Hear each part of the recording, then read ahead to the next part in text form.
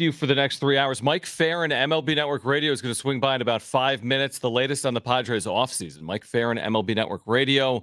We'll talk about Kawhi's extension. Aaron Torres on the Aztecs. Great voice on college basketball. He will join us at 5 p.m. We should not bury the lead. Do you know what the lead is, Jim? Is the lead that buy one, get one pizza day at Pizza Hut? Oh, I like that. Brent mentioned that to me yesterday. I like that qualify. Too. That's fine. Hold on, let me think. No, seriously. The Bears are bringing back Eberflus as their. Is it even how it's pronounced, Brent? Eberflus. It's Eberflus. Is it Eberflus? Okay, Eberflus? no, and No. it's not Nick Saban retiring after as good of a coaching career as there's been in the history of American sport. Okay, being Well, serious, he's it's just not. retiring to go be the OC of the Bears. Exactly. No, for us locally here on this show, It's not a national show. the lead is this. Today is the 2-year anniversary of Jon and Jim. Oh, everybody! Thank you, Round guys. of applause. Round of If applause. not for our listeners and our viewers, we probably don't make it 2 days.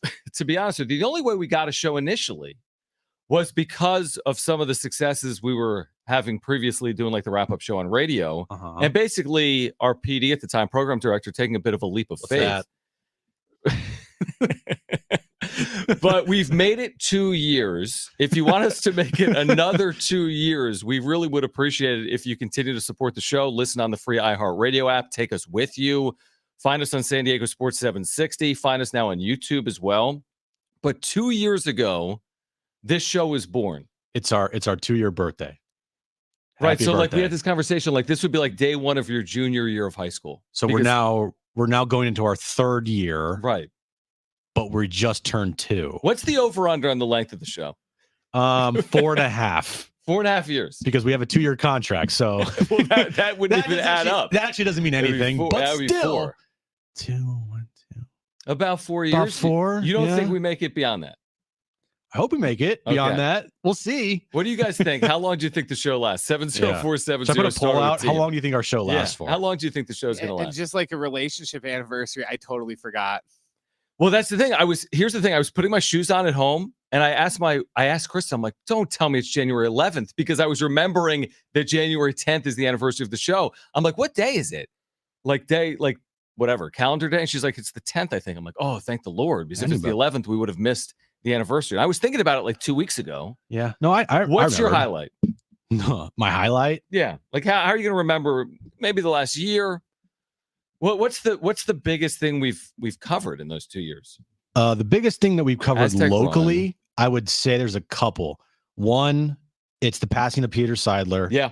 2, it's the Aztecs run to the national championship game. NLCS. And then 3, it would be the Padres run to the NLCS. Well, we were there game 2 of the NLCS when we were broadcasting live. That was a pretty cool. we did a experience. live post-game show. Yeah, literally right when the game ended. On San Diego Sports 760 when the game ended. Yeah, it was Or was it extra? freaking insane. No, it was San Diego Sports. San Diego you're Sports, right. yeah.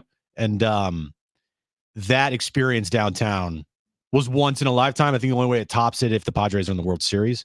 But I would say those are the 3 biggest. And Those then are pretty big in 2 years. And then the 4th one would be me just completely ruining Xander Bogaerts' press conference. And basically everything over the last 2 years. No, that one in particular, because I had no clue what was happening. I get pulled back in the press conference, right? Yeah, that's true. You did. You literally got pulled. You were yanked from behind by your belt buckle by someone in Padres media. Yeah. And that's never a good feeling. The second I get into studio and I look up at it's on MLB like TV, MLB Network. It's the back of my head. You were so blocking Xander Bogaerts. Those are the top 4 moments in the not moments, but just like the biggest things that we've covered and happened to this show. All right, Mike Farron, MLB Network Radio. As you guys know, we were here for San Diegans. I mean, we talk Padres, we talk Aztecs. We do this for you, our listeners. We hope to make it hopefully another couple of years with you here on San Diego Sports. Couple days, maybe. 877-767-4760 if you want to weigh in. Again, Mike Farron's going to join us in 3 or 4 minutes, but Cadillac John wants to join us right now. Okay. On Jon and Jim. Again, 877-767-4760. Cadillac John, what's going on, man? Thanks for calling in. Gentlemen, I just wanted to congratulate you on your 2 years. I love your show. You guys make me laugh. I can speak for a lot of people that you guys really make our daily drive better. You just make life better. So just thank you for what you do. Don't really don't minimize what you do for San Diego. You are the voice of the Padres. Oh man, that's very kind, Cadillac John. Thank you, Seriously, Cadillac that's very John. kind. Both of you, like you guys are wonderful. Keep it up. I hope you last at least 4 or 5 more years. At least exactly. We went from. Yeah. He's like, don't minimize what you've done for San Diego. Hopefully, make another 4 years. Yeah. Cadillac John, you're 4 great. years is fine. Thank you, Cadillac John. We appreciate it. Again, we're thankful. Honestly, I mean, is there a better job? We live in the city of San Diego. We talk about sports for 3 hours a day, and Jim complains when he has to stick around till like 6:15. I mean, there's not a better job.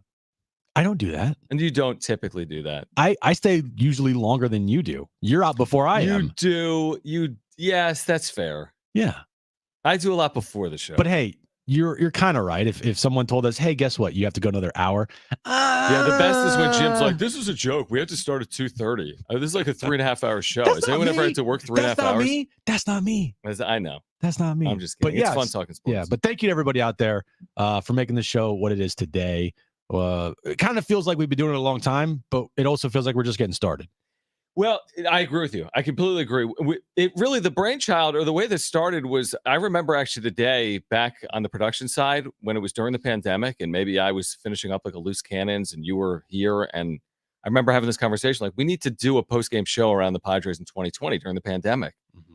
And you were like, yeah, it's a good idea. And it was like the worst decision and the best decision you ever made, because we ended up spending so much time in 2020 and 2021 covering the Padres. Yeah. Coming into the studio. I mean, we spent 60 consecutive days here, essentially, during the summer of 2020. It was a lot. It was a lot, dude. But it also made the pandemic kind of fly by a little bit. A little bit, yeah. A little bit, because we were actually doing something, and we were in studio and on the radio, and then we just expanded to YouTube and had our own show. And so, yeah, it's a good start, and it's been a fun 2 years, but yeah, we're not done yet. No, we're not. And again, we can't do without your support. So please let people know if they don't know. Find us on the app, iHeartRadio app, free. Take us with you wherever you go. Find us on San Diego Sports 760 on YouTube by searching for Jon and Jim 760. And by the way, if you ever listen to us on a podcast, TuneIn Radio, Spotify, iHeart, iTunes, please leave a review. We really do appreciate those. Mike Farron's going to join us momentarily, MLB Network Radio.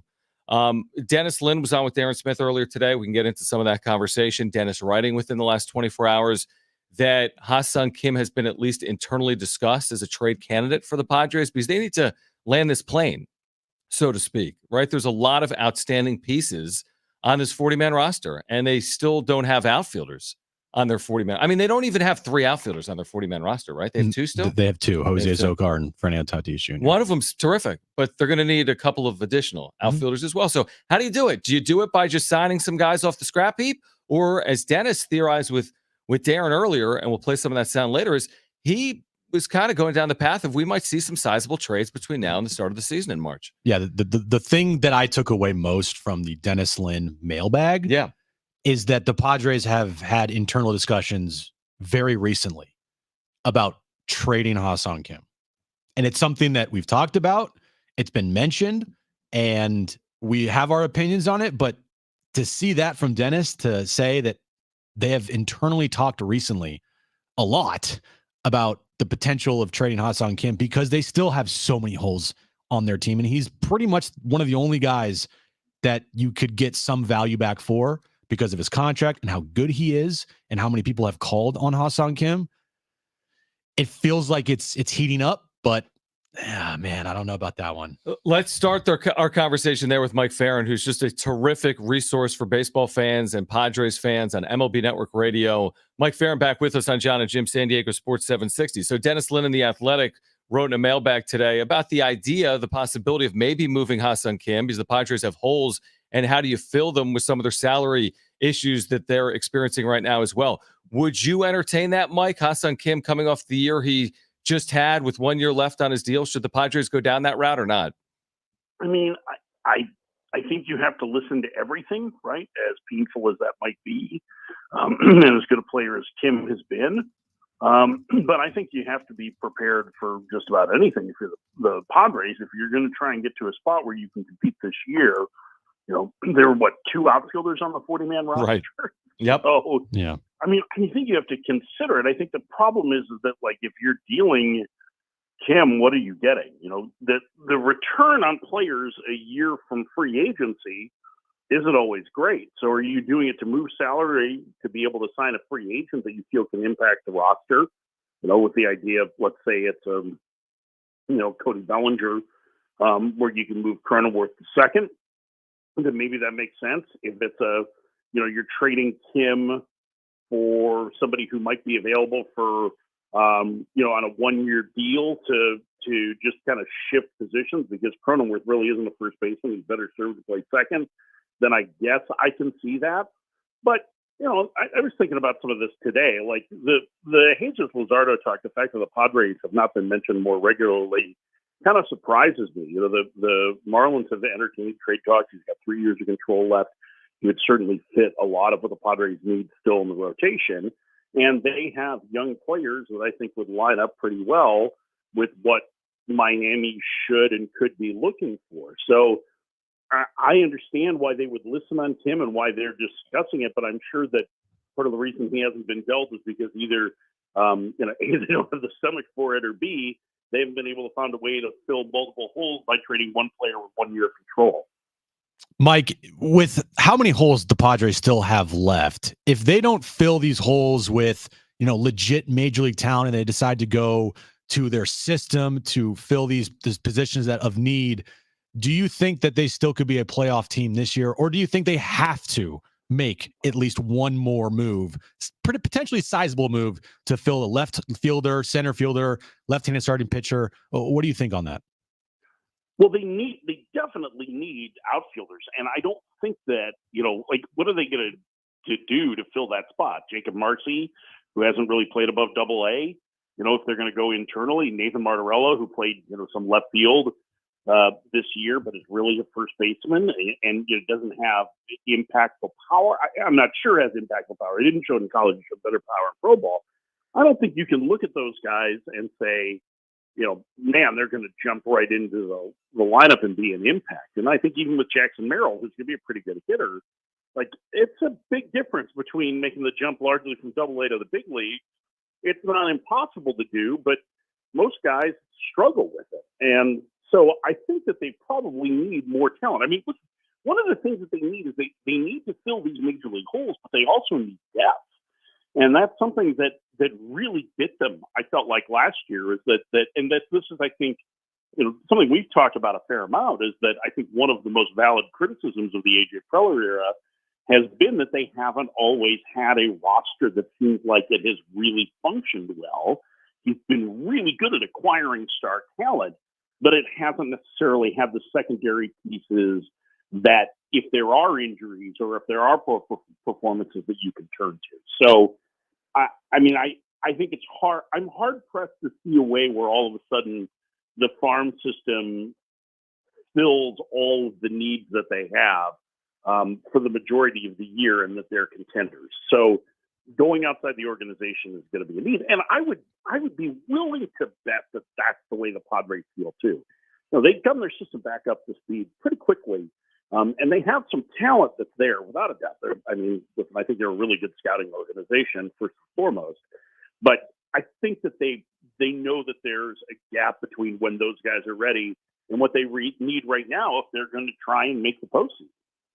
Mike Farron, MLB Network Radio, with us right now on Jon and Jim. Mike, is there any misreading, so to speak, of the market by A.J. Preller and this front office when you look at Seth Lugo and what he got, or Michael Wacha? Like, that they could have held on to a Lugo or a Wacha, and now they're in a position where it looks like they've got 3 starters. There's question marks with Darvish and Musgrove and even Michael King in terms of throwing a full complement of 30 games as a starter. Like, did they misread it a little bit when it comes to a Lugo and a Wacha? Because what other options are they going to have at this point that are cost effective?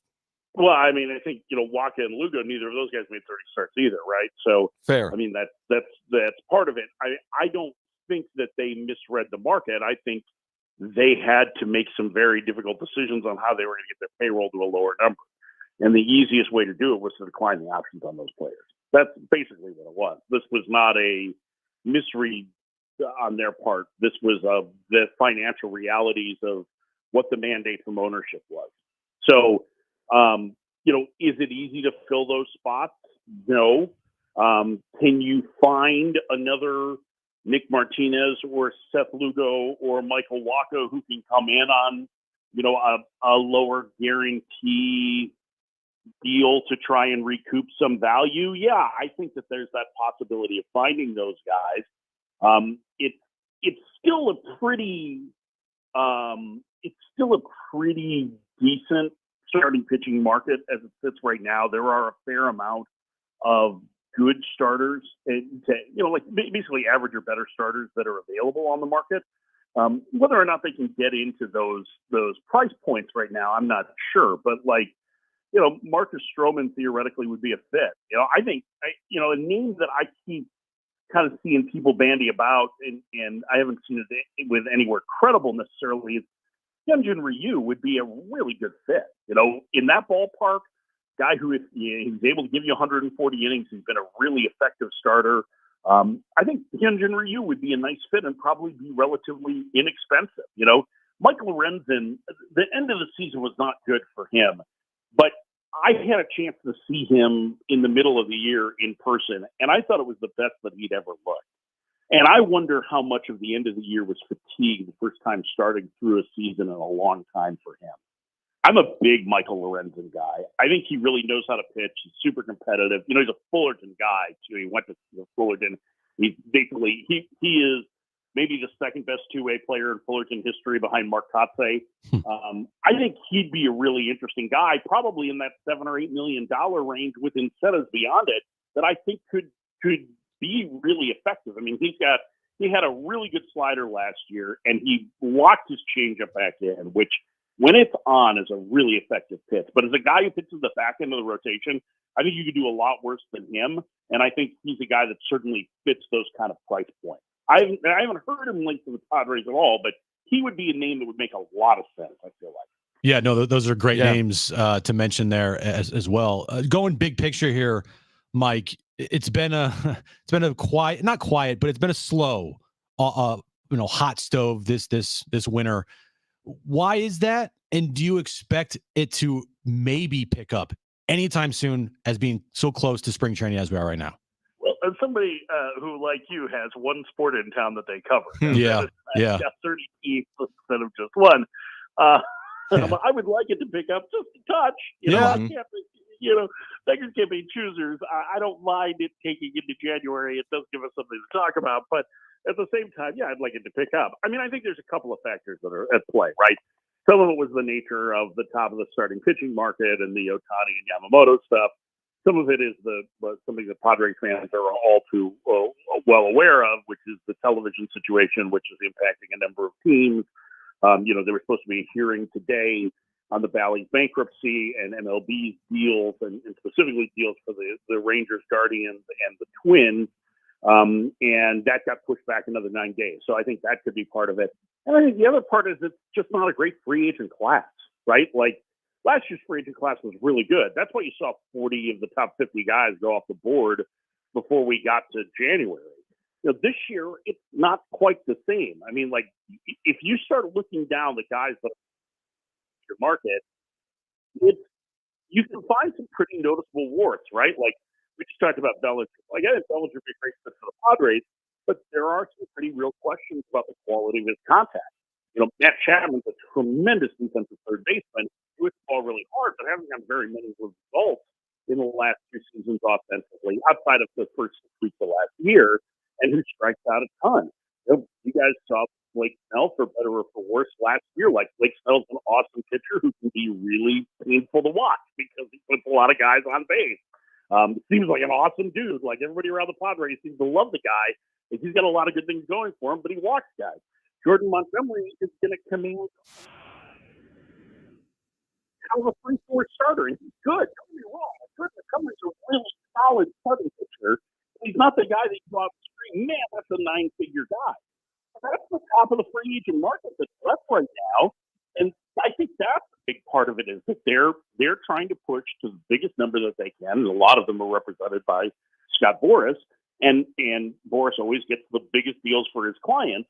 But at the same time, there's just enough there that it feels like there's pause. And quite frankly, outside of A.J. Preller and a handful of other guys, front offices just don't make many trades anymore that are need for need based on the major league roster. And that irritates the hell out of me because trades are the most fun, right? Like that's the part that's the blast. You want to get your fan base excited from the entertainment standpoint, trades do way more than free does.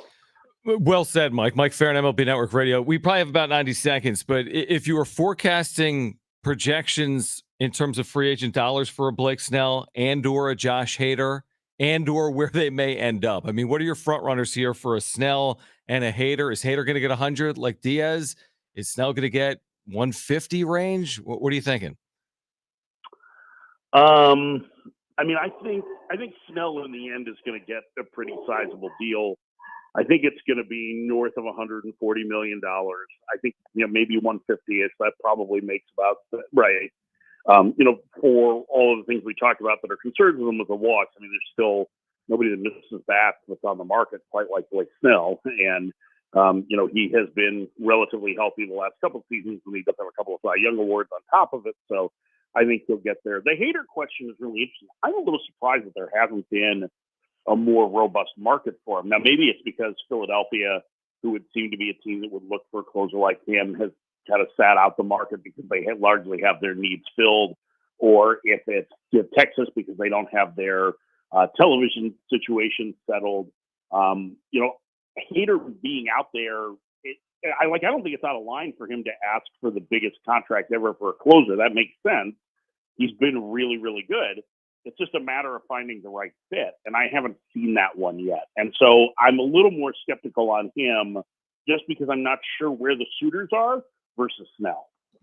Mike Farron, MLB Network Radio. Great stuff for our listeners here in San Diego. We'll do it again, hopefully, when we get closer to spring training. But thank you for taking 10 or 15 minutes for us. Thanks, Mike. Yeah, no problem, guys. Take care. All right, great stuff. Mike Farron. We'll react to that on the other side. Plus, last night, as Jim said in his update, Aztecs survive and advance 3-0 in the Mountain West. Stay with us on Jon and Jim.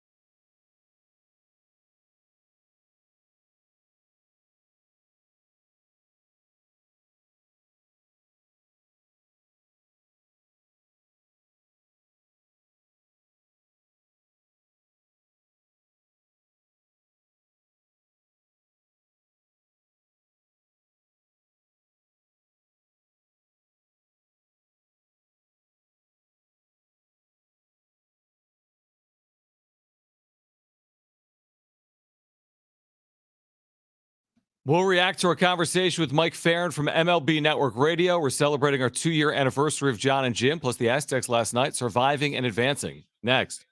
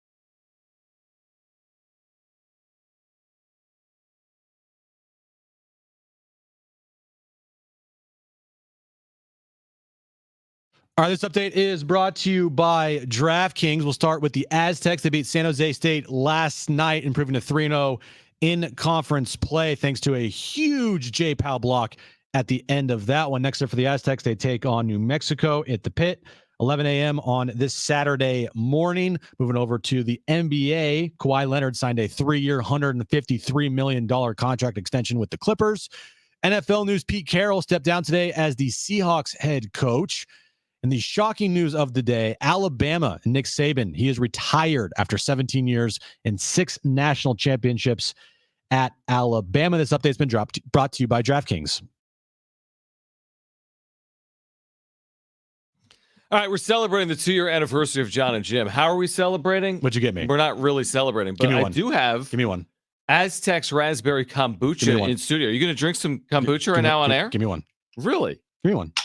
Really? Yeah. Well, if you're going to do it, then I'll do it. Ooh, it's cold too. Should I get you guys 2 straws? No. No. Shout out to Dom for bringing these over. Hold on. Shout out to Nova. Here, wait, hold on. This is how you do it. This is how you do it. Big Red and Fletcher like the masters at opening beer on the radio. So, or any type of alcohol. Here we go. Ready? All right. So we're drinking on the 2-year. Cheers. Cheers, man. Cheers. 2 years. Boom. Can't wait to officiate your wedding. I don't know why I said that. Drink like 12 of those good. before you do that. That's delicious. That's really good. It's like strawberry lemonade. It's literally strawberry lemonade. But it's raspberry though, John. Raspberry lemonade. It's raspberry like lemonade. raspberry lemonade. That's delicious. And yes. And I'm not a big kombucha guy. Like I am. You are. This I would definitely order and drink. Oh my gosh. Okay. We'll get to their Mission Valley location opening up Friday. That is so good. By the way, it's refreshing. Aztec Watch Party Saturday morning. You mentioned it. San Diego State, New Mexico gets the brand new Novo Brazil Brewing in Mission Valley Saturday morning at 11 a.m. All right. Michael's been very patient. He wants to weigh in on our 2-year anniversary. Loyal listener, 877-767-4760. John, I'm John. Michael, you're on with Jon and Jim. Hi, Jon, Jim, Brent, and everybody else at the radio station. This is Michael. What's up, thanks man? for taking my call. Yeah. I was just wanting to I just want to say happy birthday, 2 years to your show, and thank you for letting us fans contribute to your show, and everybody loves listening to what you have to say.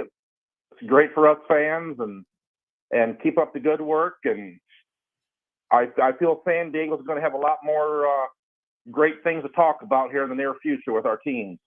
Thank you, Michael. Thanks, Michael. Appreciate it, man. Yeah, I do appreciate your listenership. Hopefully we have what is it? I don't know.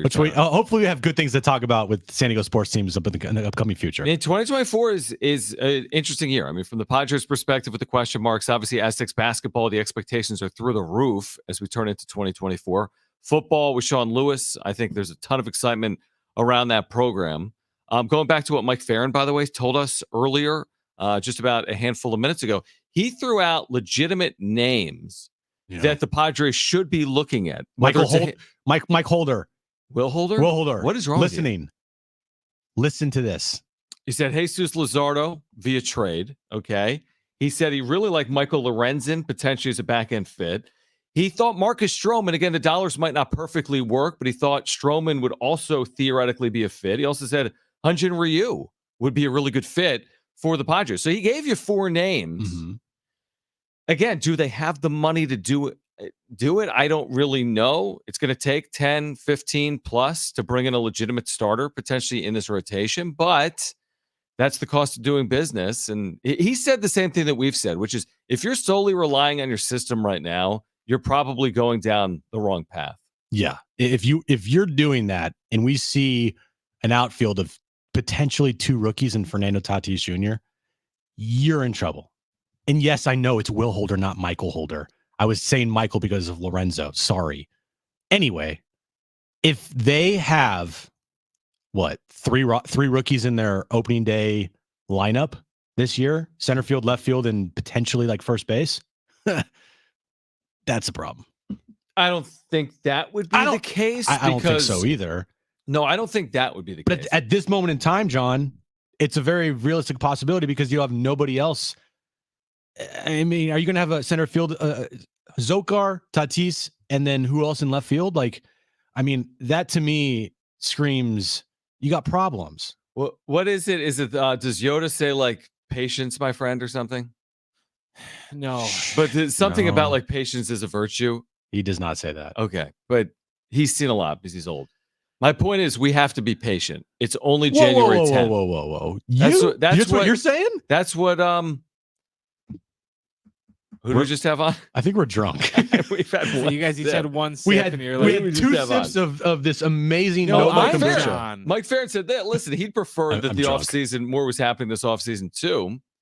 But like it still has to play out. There's huge names still out there in free agency. The Padres won't be tied to any of them. But once those players come off the board, more players are going to sign. It's not like these players are all going to hold out in 2024. So this isn't finished. We've spent weeks talking about this. Yeah, there's a million question marks. It feels like a blank canvas, but this isn't done. They're not just going to be like, okay, we don't have any money, so who are we going to throw out there in center field and left field and at first base in the back of our rotation? There's clearly moves still coming. And that's why the big question coming out of the Dennis Lynn mailbag is about Ha-Seong Kim. Because if they go out and they make these moves, it's probably going to have to be through trades. Would you agree with that? Not like any big-time free agent signings? Right, yeah, via trade. If it's going to be of substance or sizable, it's probably via trade. Well, what would you rather trade? A guy in his last year of a deal with a lot of value or dip into your farm system once again to trade top prospects for major league talent? Jay Cronenworth. Okay. You know what I mean? You're right. I'm content with the idea of them moving a player in their system to benefit their major league roster. I'm not content with them moving multiple players or them moving like an Ethan Salas or a Jackson Merrill or potentially even Jacob Marcy or maybe even some of this young pitching talent like Robbie Snelling. But among the top 10 prospects in the organization, there's absolutely a player or two that should be expendable. I mean, these aren't all like, we can't trade any of these players. If you can bolster your big league roster by potentially parting ways with some portion of your system, well, that's how baseball works. I'm not advocating getting rid of the top prospects in the organization. It can burn you. But if you can move talent to bring in major league ready players, that's how the sport operates. I'm not opposed to them doing that. That's what Preller's been doing He's for the been last doing it decade. for years. I know. He acquires talent. I don't want to mortgage the future. No. But he has talent. He builds them up to amazing rankings because everyone loves a good ranking, Mm-hmm. and then trades them away. And more often than not, we don't hear from them again, or the players he did trade away turned into like really productive major league players. Mm-hmm. And it's been said that like, hey, maybe you should like stop doing that. Like maybe you should just like, I don't know, build the farm system up and then have them produce at the major league level for the Padres, not for any other team. But at the same time, this team can't afford to wait. You can't afford to wait a couple years for a couple guys to develop. You need to win now. The window, it's now. Manny's not getting younger. Xander's not getting younger. Same thing with Darvish, Musgrove. Like you need to win in this window while you have Ha-Seong Kim on your team. Like that is the biggest question right now for AJ Preller is how do I fill these holes?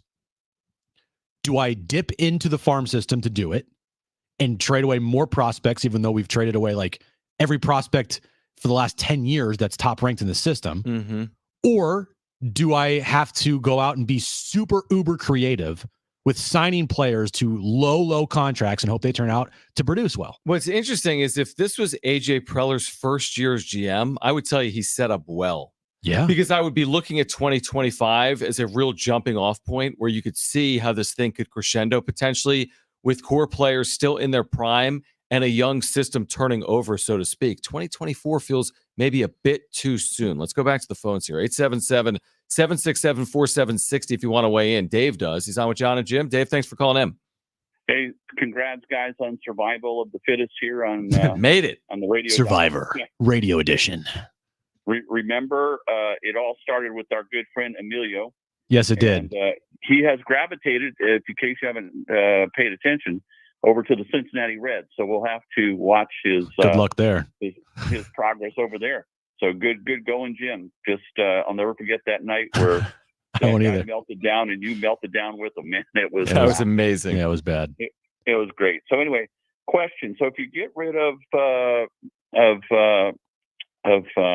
Kim, who's your leadoff guy going to be? Considering he was by far, in a way, he was your best guy at the top of the lineup when he was going good before he got hurt. He was. And so it seems like every time you try to figure out, well, we're going to possibly trade this guy, there's no surplus there. So you create more holes on the backside. That's the dilemma that I see here, don't you? Well, Yeah. I would say this. There's one player we're forgetting who has been an unbelievable career leadoff hitter. His name is Fernando Tatis Jr. He's been terrific, hasn't he? I'll look it up. I mean, his career numbers batting leadoff. I'm not saying it's the perfect spot for him. You could argue the merits of leading off Fernando Tatis Jr., but the blend of speed and power makes a lot of sense. If they traded away Ha-Seong Kim, I wouldn't be too worried about the leadoff spot. I would love Ha-Seong Kim in the leadoff spot because it lengthens your lineup, obviously. But if he's not here, that's not the first thing I'm thinking about is holes, because you either have Tatis or Xander be your leadoff guy, because they both did it last year, or at least Xander did. And he did really well in the leadoff spot at times last year. So for me, it's not about who would be in the leadoff spot if they happen to trade Ha-Seong Kim. It would be about like who is going to be either your second baseman and fill in at third base. And then if you happen, because it's been talked about, decide to move Xander to first, maybe not next year, but like where are you going to fill these other holes? And also the lineup, wherever Kim would bat in the lineup, that's also another hole as well. Fernando Tatis Jr. in 161 career games leading off as a 974 OPS. He has been an outstanding, Is that good? elite leadoff hitter in the major leagues. All right, on the other side, Kawhi Leonard, the Aztec for life, gets an extension for the next 3 years. Joey Lynn, Clippers beat writer for Sports Illustrated, will join us. Plus, our anniversary coincides with whose birthday? We'll share you that information that doesn't make sense. We'll share that with you next. Stay with us on Jon and Jim. We need to stop drinking. Are we drunk?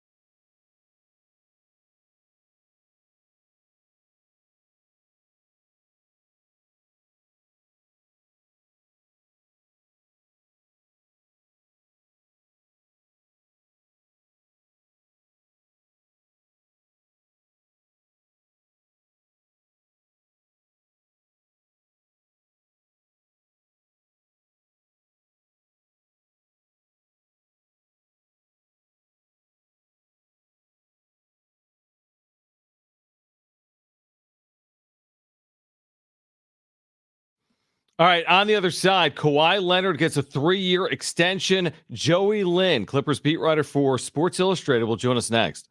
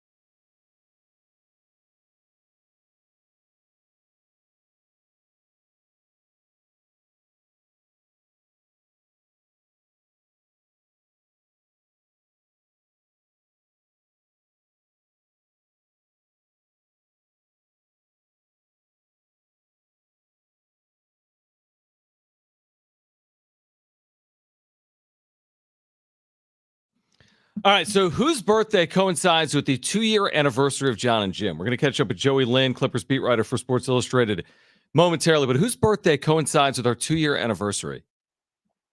Do you know? LeBron James. San Diego State's athletic director, J.D. Wicker, enjoying a birthday today. So happy birthday, J.D. Wicker. Cheers, buddy. How about that? Yes, cheers. With some special Aztec Raspberry Nova Kombucha. Cheers, J.D. Congratulations on all the successes right now on the Mesa. Speaking of an Aztec for life, Kawhi Leonard gets a 3-year extension, roughly $150 million. Let's catch up with Joey Lynn, who covers the Clippers for Sports Illustrated right now on Jon and Jim. Joey, we appreciate it. Was this a surprise or ultimately expected? Well, thank you guys for having me on. And to answer your question, it was not a surprise to me. Maybe the timing was a surprise since Kawhi has never done this before, signing an extension in the middle of the season. But in terms of him being committed to the Clippers long term and the Clippers being committed to him, this always seemed like the likeliest outcome because obviously the Clippers have their new arena coming next season. They want to have a championship contender to open that new arena, and no better player to have leading that charge than Kawhi Leonard. So this made sense for both sides. He likes it here. He told us during training camp he came here in 2019 to be a Clipper, and that was the plan. And now the two sides have agreed on a partnership to continue that, as you said, through the next 3 seasons. You can say what just happened. I turned Jim's mic off, and then he just said, "I hate you," but then I turned his mic back on. I don't think Joey heard it. No, way to bring it to his attention. Anyway, speaking of the Clippers and how well they've been playing of late, is this the best basketball you've seen all 4 of these guys play together this season? Absolutely it is. And I think that's one of the things that we anticipated, right? I think people didn't see the slow start being maybe as slow as it was. But when you look at the talent that they have and Ty Lue leading the charge, you knew they were going to figure it out at some point. And like I said, maybe it took a little bit longer than some people anticipated, but now you're seeing exactly what the Clippers envisioned when they put this roster together, when they made the trade for James Harden, because obviously, as we know, top end talent is a big deal in the NBA. You see across the league right now, there are so many teams that have put together 1, 2, 3 stars at a time. And oftentimes that's going to be what you have to get through in order to get to where this Clippers team is trying to go. So as of right now, that was the vision, and you're seeing it play out in real time. Joey Lynn covers the Clippers for Sports Illustrated with us right now on Jon and Jim. How much of this is about having Kawhi in the new building, right? Like the Clippers have to be sold. They're not going to be in downtown LA. They've been marketed extremely well over recent years, but having like Kawhi Leonard as that featured player on a team that's moving into a brand new building, was that critical for the Clippers front office and organization? I think it has to be because, as I mentioned, they're opening this brand new arena, and it's just bad business to open a brand new arena with a team that is really not competing for anything. And anytime you have Kawhi Leonard on your side, you're going to be competing for a championship because that's the caliber of player that he is. And then when you factor in, obviously, the Southern California ties that he has, and then, of course, we'll see what happens with the contracts of Paul George, James Harden, and Russell Westbrook. All three of those guys can hit free agency this summer as well. I think this is kind of the first domino to fall when you talk about keeping this core together entering the Intuit Dome next season. So I absolutely believe that was a big factor. Yeah, that was my next question is who's next? Is it Paul George? Is it Russell Westbrook, or is it James Harden? I would think it would be Paul George, right? That's what they're saying right now. That was always kind of the discussion, of course, before they got James Harden, what were the Clippers going to do with the contracts of Kawhi Leonard and Paul George. And I think Kawhi has set a pretty nice precedent for the Clippers front office because he didn't take the full max. I believe it was about $8.5 million below what he could have gotten. So I think that allows the Clippers a little more financial flexibility, try to stay under that second apron, which is one of the new tricky things in the new CBA.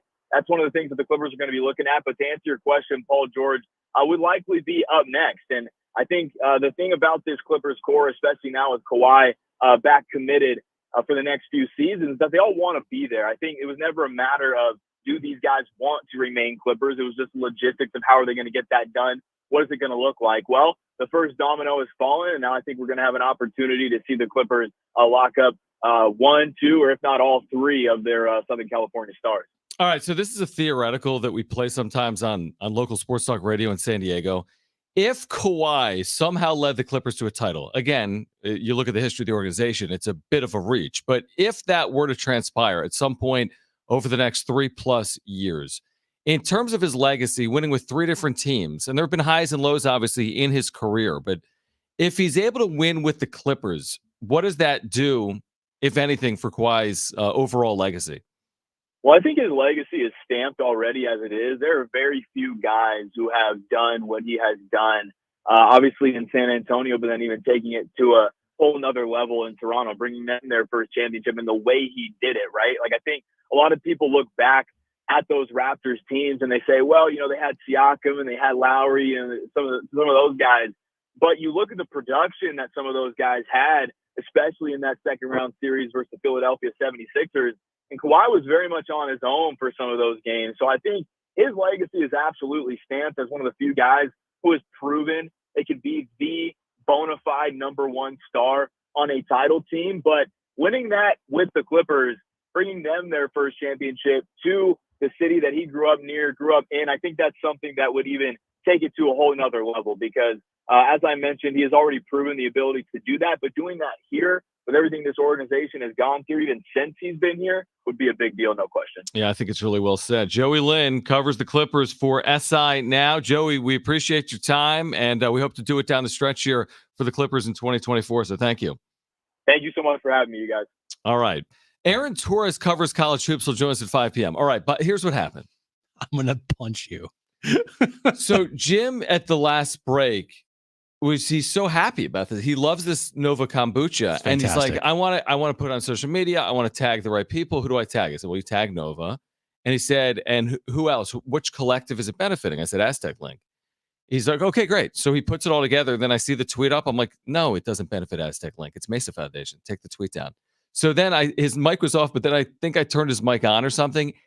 And he was trying to say, I hate you to me with his mic off, which he typically says both on air and off air. Correct. But I turned his mic on. He was trying to say, I hate you with his mic off. And that's when I turned his mic on. Happy 2 years. And then Joey's like just talking. And you're like, hey, by the way, Joey, Jim didn't mean to say he hates you. He was talking to me. And Joey's like, what? Well, I just felt for our listeners, it was weird that you just said, I hate you. Well, I guess we're not going to last more than a couple days after our 2-year anniversary. It's been an interesting anniversary. Yeah, show. it's been a fun 2 years, guys. We'll see you on the other side. The Wrap is on the other side. Aaron Torres on the Aztecs in the Mountain West in basketball at 5 p.m. You'll hear from Dennis Lynn with Darren Smith earlier today. Hour 2 of our 2-year anniversary show. Do we make it through hour 2? That's next.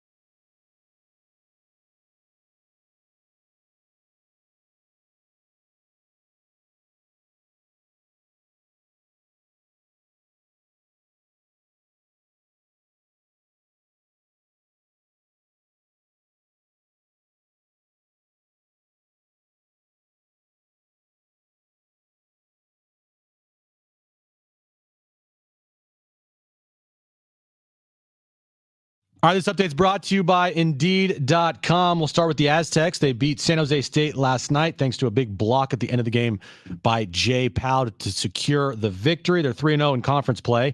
Next up, they'll go to the Pit to take on New Mexico this Saturday, 11 a.m. tip-off. Of course, you can listen to that game right here on San Diego Sports 760. Kawhi Leonard signed a 3-year, $153 million extension with the Clippers today. Pete Carroll today stepped down as the head coach of the Seahawks. Some might say he was fired. And the most shocking news of the day, he was not fired. Nick Saban is retiring from Alabama after 17 years and 6 national championships. Temperatures getting low, but demand remaining high. You need Indeed. Their all-in-one platform helps you attract, interview, and hire candidates all from one place. And Indeed's interview tool lets you schedule and connect virtual interviews right from their website. Visit Indeed.com/credit today.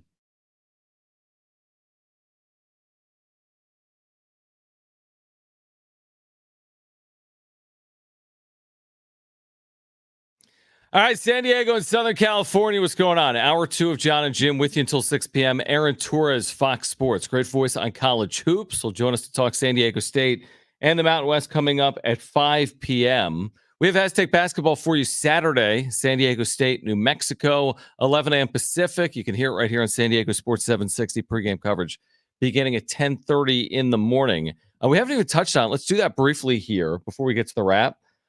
San Diego State last night, this thing was not easy. No. Back and forth as has played out so many times this year, games that could have gone either way within the final minute or so. The play that Jay Powell made, dude, blocking a potential game-tying shot at the rim with just 2 or 3 seconds remaining in the game, was really a remarkable play to preserve the win for San Diego State. The final score, honestly, didn't surprise me. Like how close that game was. Why? Just there was nobody there in their arena. And coming off of 2 wins at home, sellout crowds, big win on the road versus Gonzaga at Gonzaga in Spokane. You're just thinking to yourself, this is going to be one of those tough games to get up for. It just really is, because San Jose State, I thought San Jose State played really well. They really did. I was impressed. I was impressed too. I'm like, wait, they're this good? Right.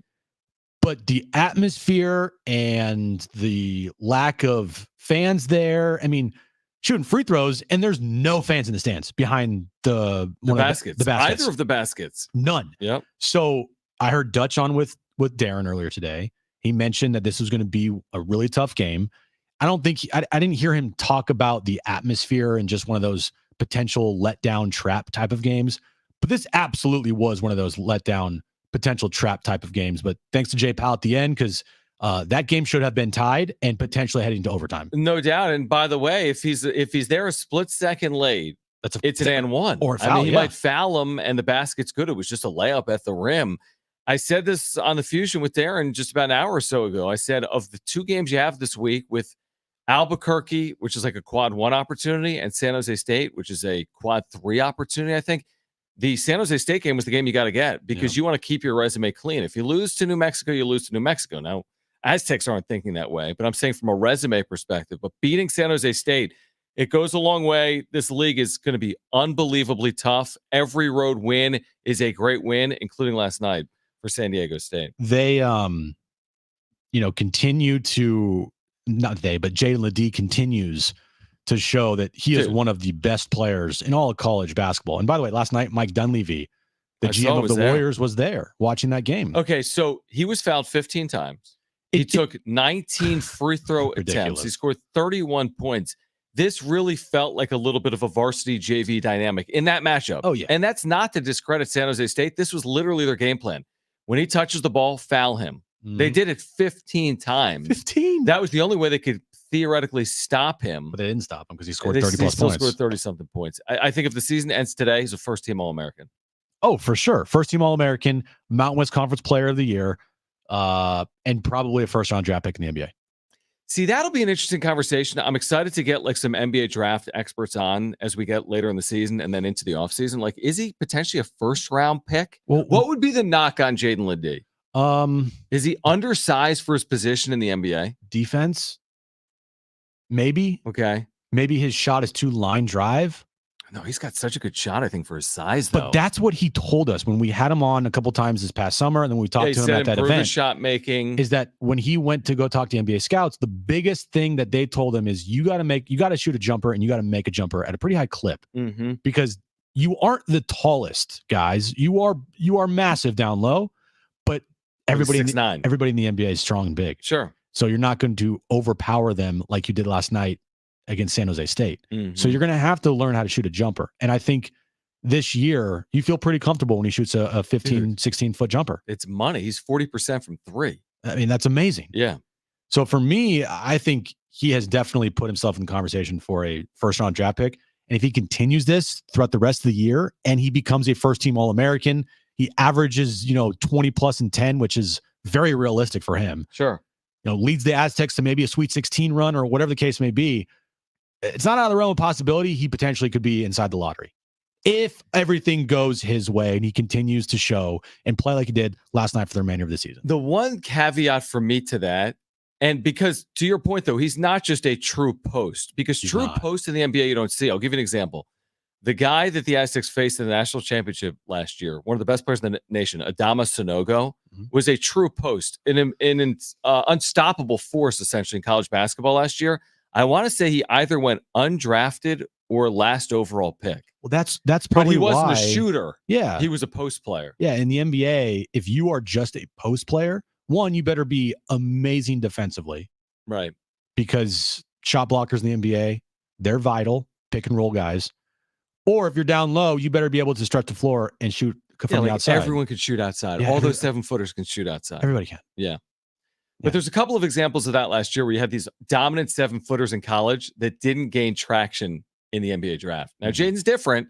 He's 6'9". He's got an amazing skill set. He really does. His offensive skill set is like truly unique in college hoops right now. It's playing out. He's one of the best players in all of college basketball. Yeah, it was a good win last night because it could have been a bad loss. That's right. And the J Powell block, I know Darnay tweeted out a picture. Like he was at the top of the key, wasn't even looking at the post player, whoever got the ball.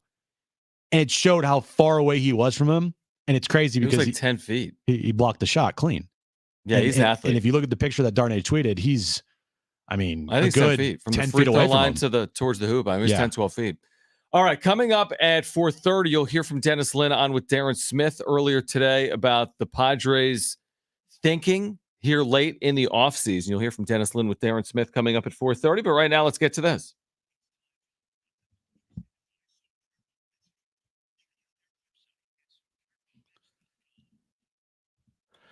What's Pete Carroll's coaching legacy? It's funny because Nick Saban announced his retirement today, and you already forgotten about Pete Carroll. Yeah. Even with his announcement today that he was stepping down as the head coach or getting fired or whatever the case may be happened there. Because he did sound like in his press conference he wanted to coach some more. Right. Didn't sound like he was like fully retiring. Maybe he's the next Alabama coach. 72 years old, replace the 72-year-old with a 72-year-old. That'd be funny. He's supposed to stay on as like a consultant or something. Advisor, yeah. Shouldn't this get more publicity than it is right now because of what he's done in the college level and in the NFL? We just talked about it yesterday. Like what he did at USC, okay, and then what he did in the NFL, taking the Seahawks to 2 straight Super Bowls, winning 1.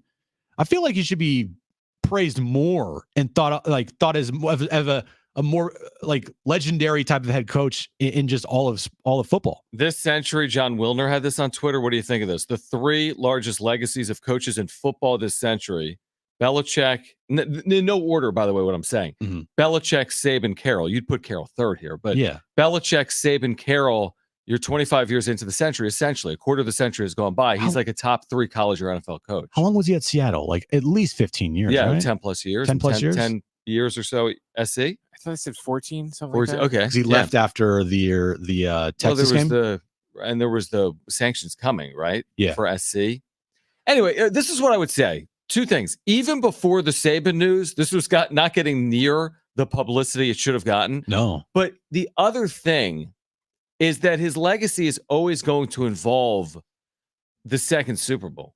That the play call there is always going to be a big part of it. It's not Bill Buckner because he won at a very high level and he won a Super Bowl.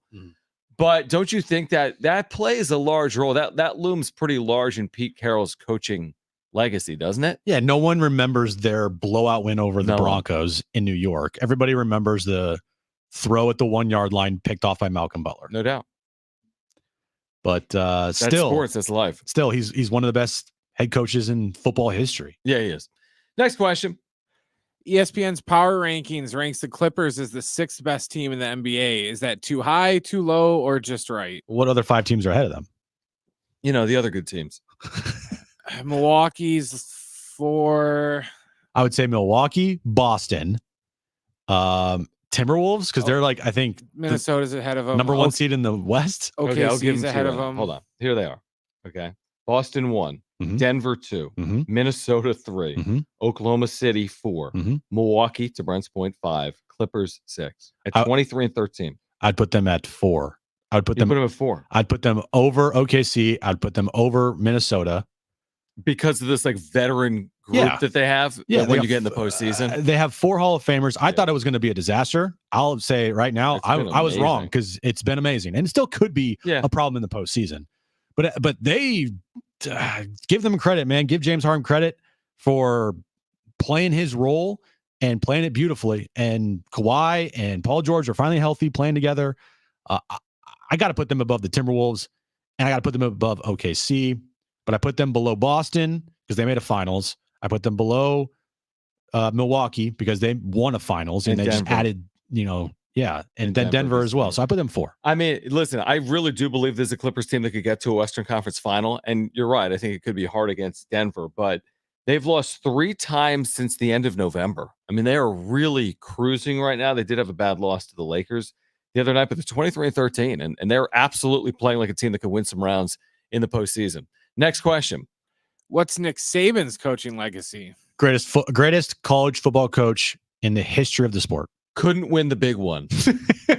couldn't win that final game. Couldn't win that Rose Bowl against Michigan. Nice final play, by the way. Not that he called it. That's your final play ever. That just run up the middle. Hey, bad snap. It was, I guess. He from a center that got out of there very quickly, by the way. Good for him. He had a bad game, didn't he? He had a horrible game. He was so bad that game. And I think he transferred like the second the game ended. I didn't realize that. I think he did. By the way, who isn't going to be transferring to Alabama? Nick Saban just retired. Yeah, everyone's gone. Now, again, they're going to have a great coach, I'm sure. Yeah, they could call anybody they wanted. Anybody they wanted. Hey, you want the Alabama job?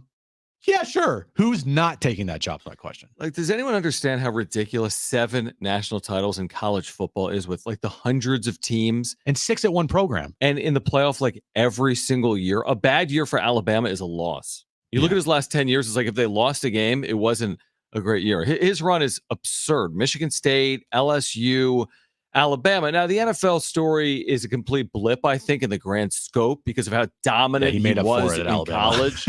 But, I mean, when you get to Alabama and you've got the glow of Bear Bryant and you put Bear Bryant in the rearview mirror, oh, yeah. Dude, I mean, that's unbelievable. When they're replacing Bear Bryant statue with your statue. Right. I think they have both, right? They I think so. But yeah. not figuratively, but I mean, yeah. So Alabama, Nick Saban, greatest college football coach in the history of the sport. Yeah, they can call anybody they want. And hey, you want to be coach of Alabama? Sure. But following him will be tough, though. You think? Yeah, there's no doubt. They've had some interesting coaches over the years after Bear Bryant. They haven't always been this dominant. They had Saban. We'll see if they continue this run of success. I told you this during a break. They showed the metrics for best college football champion in the college football playoff era.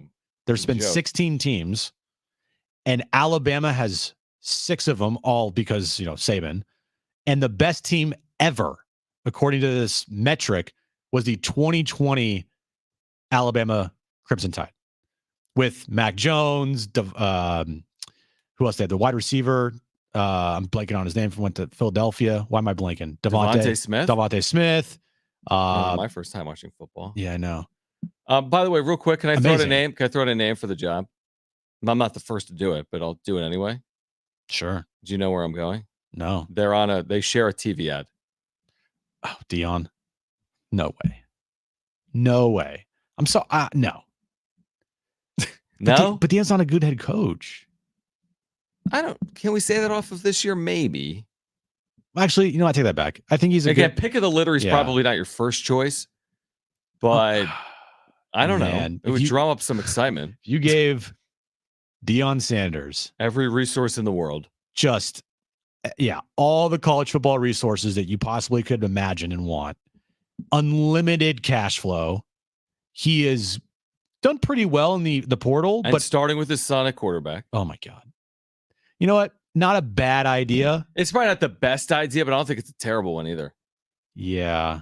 Just anybody but Dan Lanning for J-Riff, because he will literally cry. Which means it'll be Dan Lanning. Yeah, of course. Next question. Who's under more pressure to reach the Super Bowl, the Ravens or the Niners? Now, you had a different question. I had a different question. And I need to be honest, on our 2-year anniversary, there was a question at ESPN.com. You're just scrolling, and it was like, Stephen A., who's under more pressure to reach the Super Bowl? The Cowboys or the Niners? Jim then sees the question during the break. He's like, no, this is a stupid question. It's the Ravens or the Niners. I'm like, no, ESPN had Cowboys or Niners. I say that because they're both the number 1 seeds. Lamar Jackson is 1-3 in his playoff career. They're both clearly, I think, on their own level, right? Maybe Cowboys, you can put them right there as well, just because. No, I agree with you. They're on their own level. Okay. They had the best years. Yeah, they're both the 1 seeds. They were better than the Cowboys, both of them. If the Super Bowl isn't the Ravens and Niners, it'll be a bit of a surprise. Then it would be a surprise, I think, for people. Yep. So who has more pressure?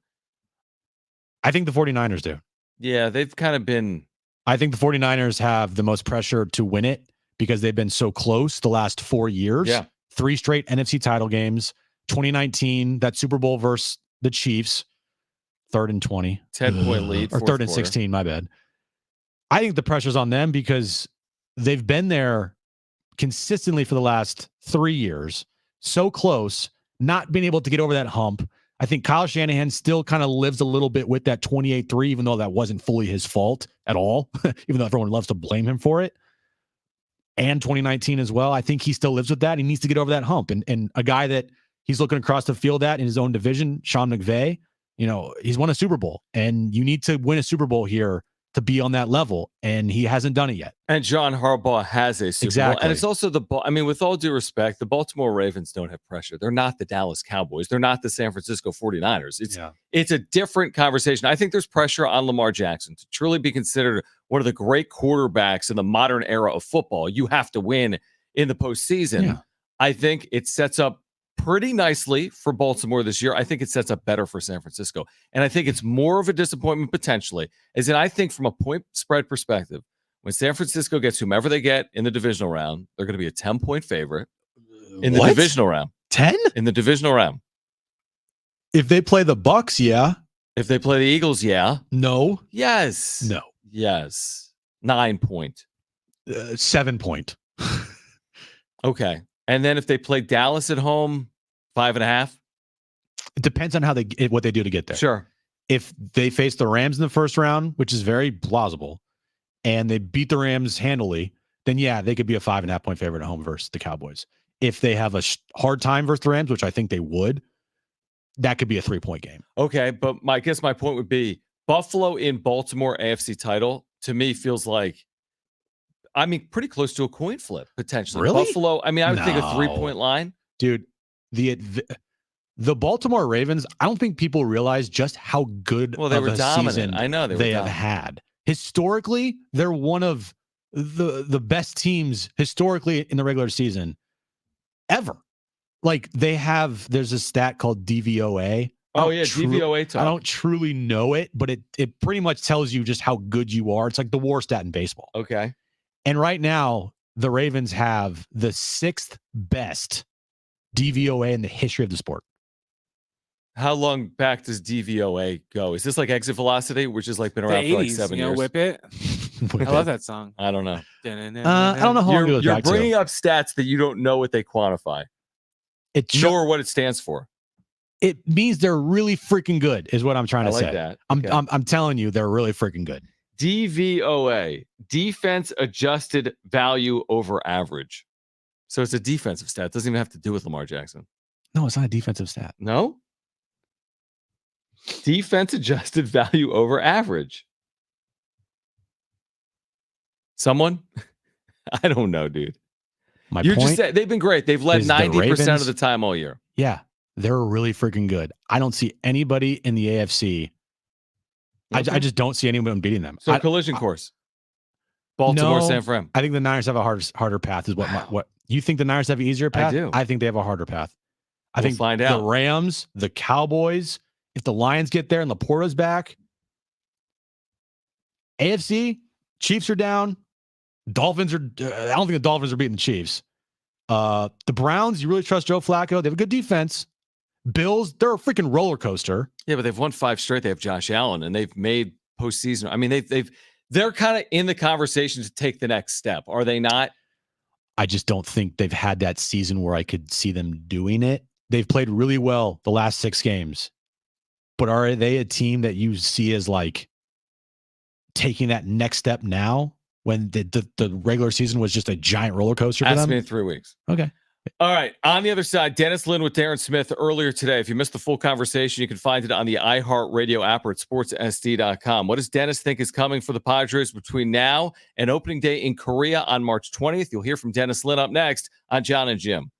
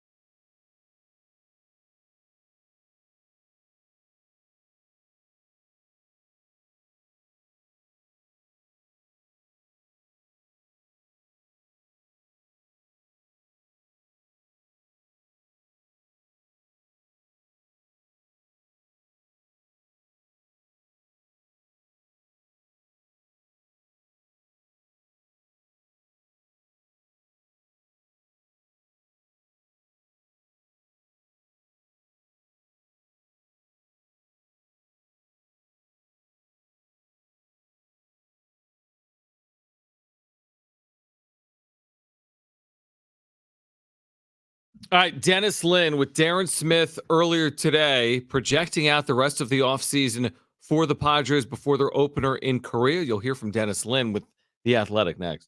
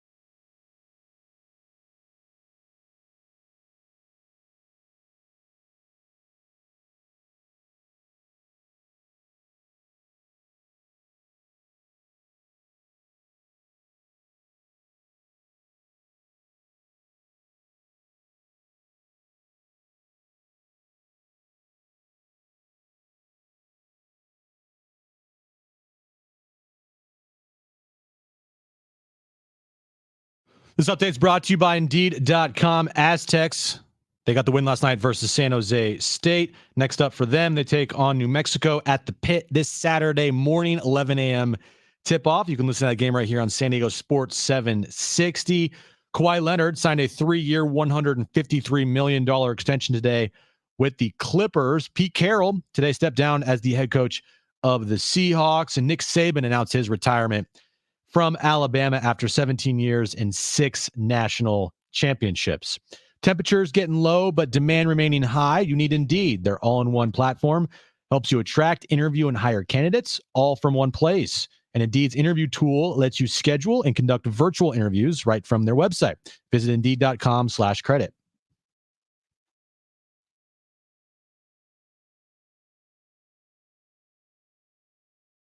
I found it interesting when the UT put out an article earlier today where they're like, Padres Dodgers to open season at 3 a.m. in Korea. I'm like, 2 weeks ago called. They want your news back, right? That was announced from baseball a while ago. It was 2023. It was at least 10, 15, 20 days ago. Well, they also announced today spring training game times. Ooh. When's the opener? February 22nd. Dodgers, Padres. Must win? Is it a must win?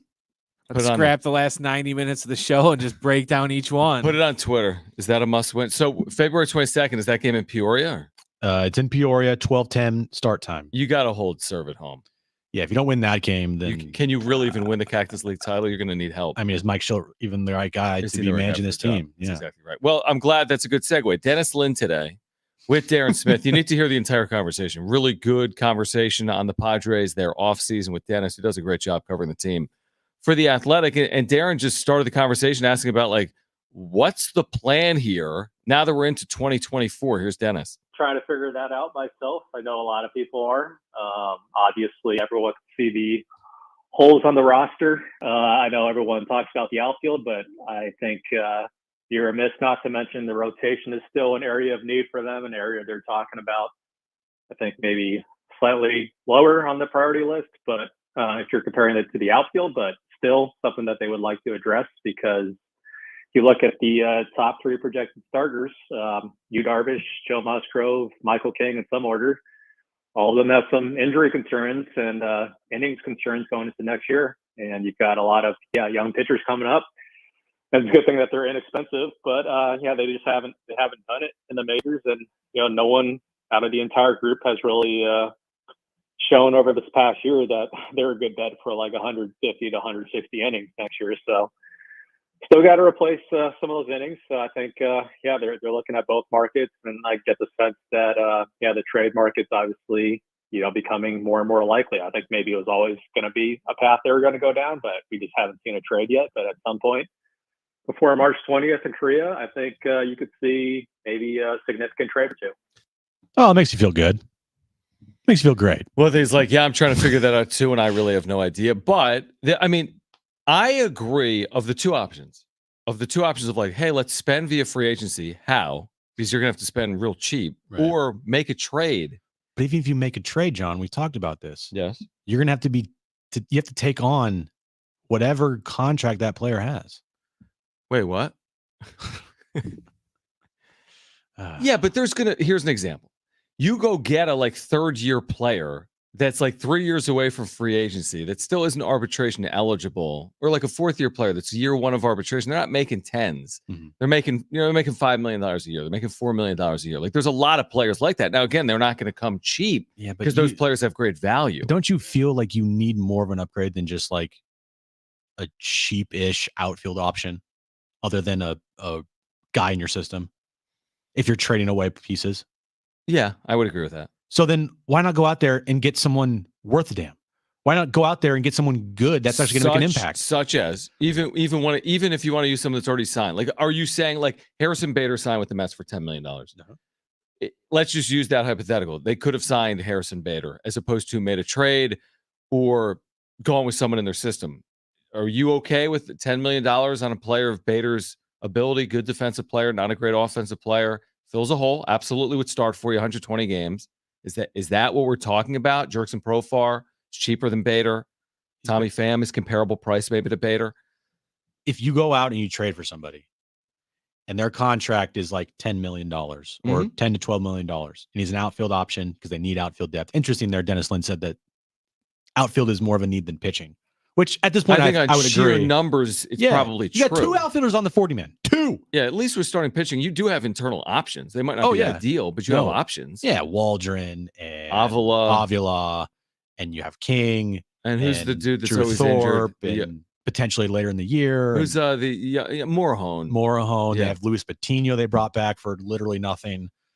So they have options there. They're not the best options in the world, but they have options. They don't really have any options in the outfield, right? Like, I can't think of any legitimate option unless they decide to move. Jacob Marcy. No, it's not a lot of time above single-A baseball, but AJ Preller is on the record saying he could compete for an outfield job. He said that a month ago. Well, okay. Yeah. A lot of people don't agree with him, but go right ahead. So if they went out and they traded somebody, and I don't have any name for you particularly, because a lot of times like AJ Preller would come out of left field and a name that we haven't heard of before. I'm just specifically saying you trade X amount of players for, player B that's making $13 million this year. Wouldn't that be just one thing where you're like, okay, why don't we just, unless they get the team they trade with to take on some of that contract, wouldn't it just be the same? Wouldn't it be better just go out and sign somebody at $13 million where you're not losing prospects?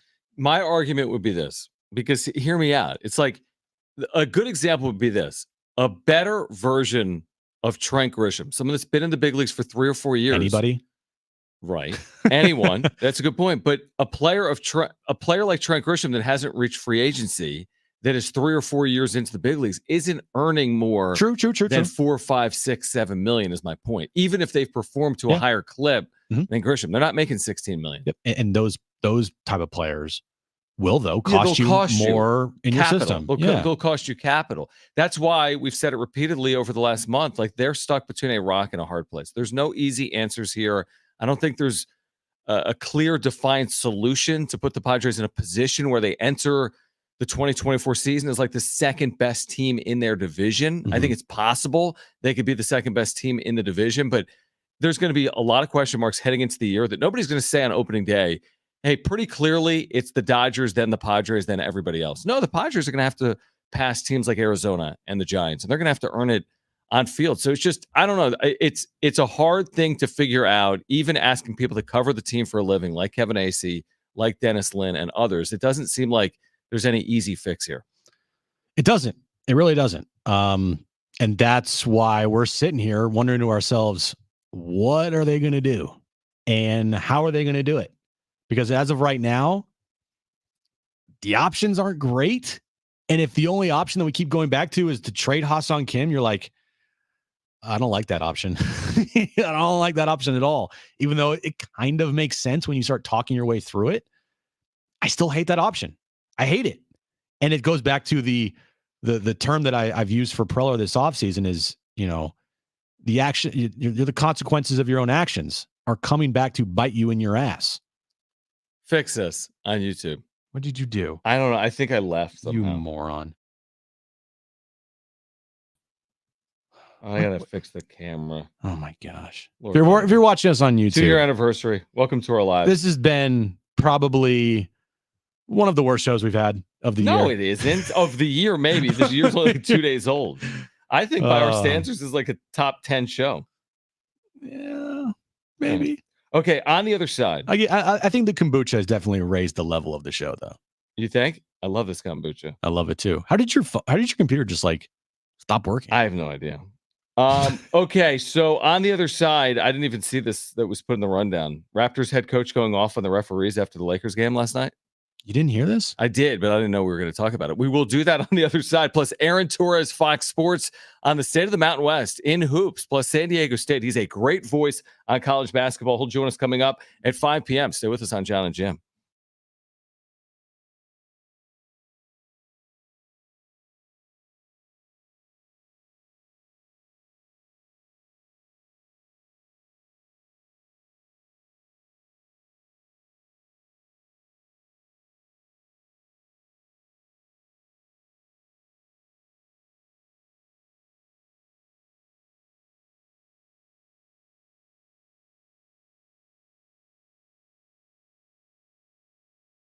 All right, hey guys, it's Schaefer. I've been telling you about my friends over at Windmill Farms for probably the last half year or so. And if you haven't been there yet, you need to get there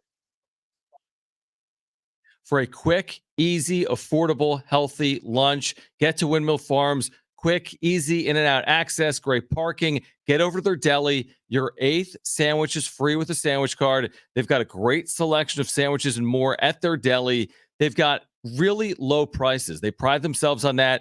They have high quality, fresh ingredients as well. They're centrally located in the college area. They've got all of your grocery needs as well, whether it's organic farm fresh produce and meats or their amazing craft beer selection, their kombucha selection as well. You don't even have to live or work near Del Cerro. You can find Windmill Farms on Instacart, have your groceries delivered directly to your doorstep. There is nothing easier than that. Trevor and his family have been in the local grocery business for over 20 years, serving San Diegans, supporting local businesses like Harris Ranch and Mr. G's Salsa. And if you're looking for more, even more savings, find them at windmillfarmsmarket.com. You'll find their weekly specials there. Again, it's at windmillfarmsmarket.com. But again, centrally located, your perfect spot for lunch. Get all your grocery needs done there as well. And a reminder to shop local, shop at Windmill Farms.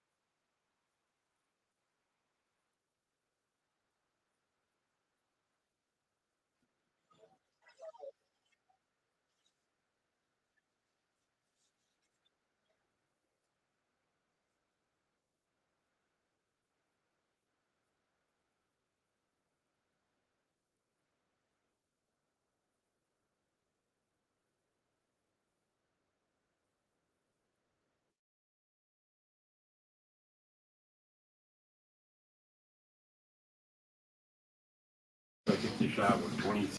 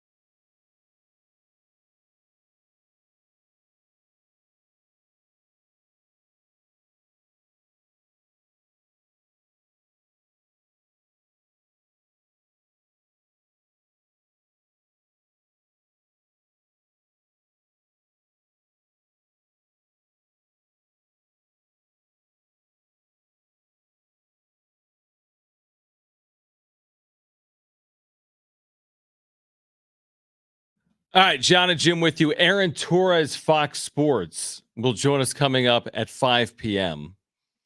Oh, I was going to say the Imanaga deal, the starter with the Cubs coming over from the NPB. We have the Japan. numbers. What was it? 4 years, 50 what?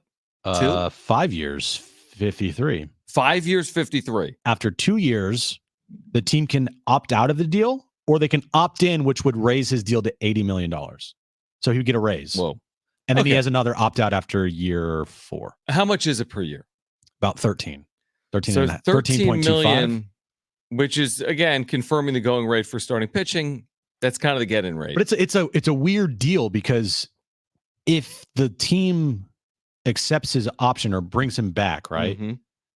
Then his deal then raises to $80 million a year, which he would get Not 80 million a year. or no, not $80 million a year, but That'd be $80 a million lot. overall. The fine, whatever that raise is there. I don't know. Whatever. But he'd get a raise. Okay, but he's due in these first couple of years somewhere in the neighborhood of 13 million a year. Correct. Okay. And the Padres were not involved in the conversation for Shota Imanaga. Who went to Dennis the said Cubs. that they were, Okay. but not to a level of like, Okay. we're going to get this thing done. Okay.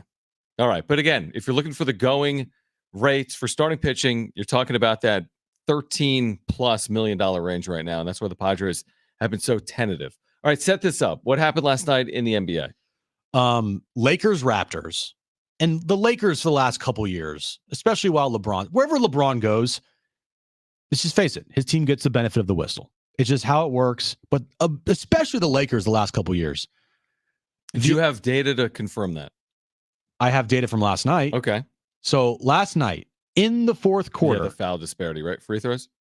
it was insane. The final 4 minutes of that game, the Lakers had attempted 19 free throws. The Raptors, 0.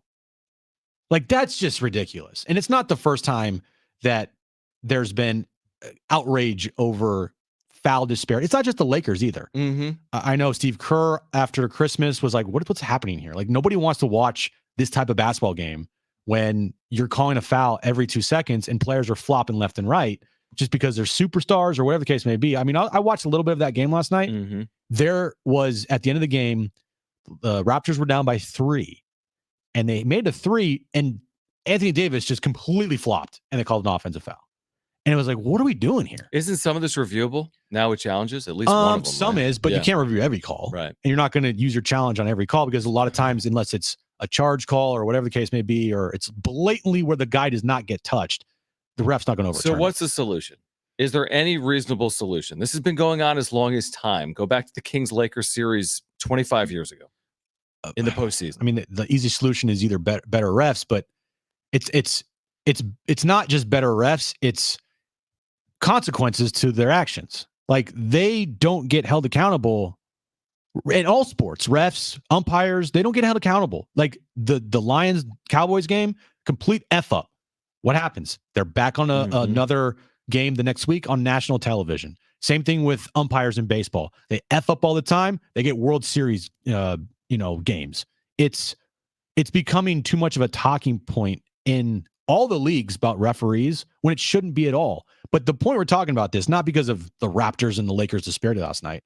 It was because the Raptors head coach, and Darko? I can't pronounce his last name. I'll just call him Darko. Okay. Had one of the most epic rants. Take a listen. Thank you, Doug. Thank you, Doug. That's outrageous. What happened tonight? This is completely BS. This is shame. Shame for the referees, shame for the league to allow this. 23 free throws for them, and we get 2 free throws in the fourth quarter. Like, how to play the game. I understand respect for all stars and all that, but we have star players on our team as well.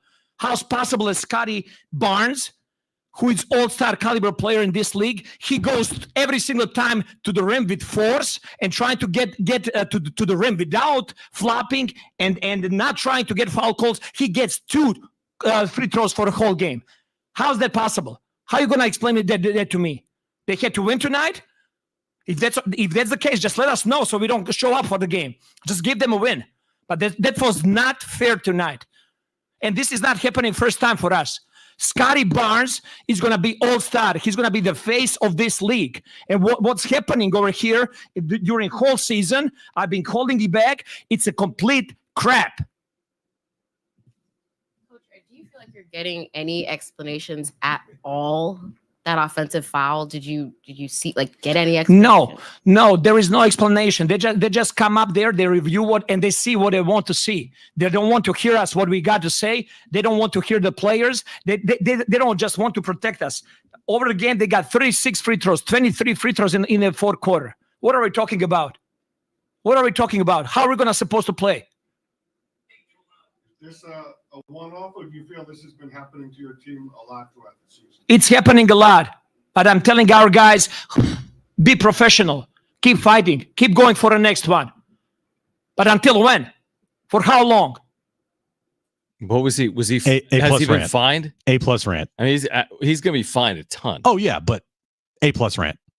Scotty Barnes is going to be the face of the league. Yeah, you kind of lost me there. Learned it here. To me. What? Like all-star caliber? Yeah, I think that's right. But face of the league? I don't know. And that's not happening.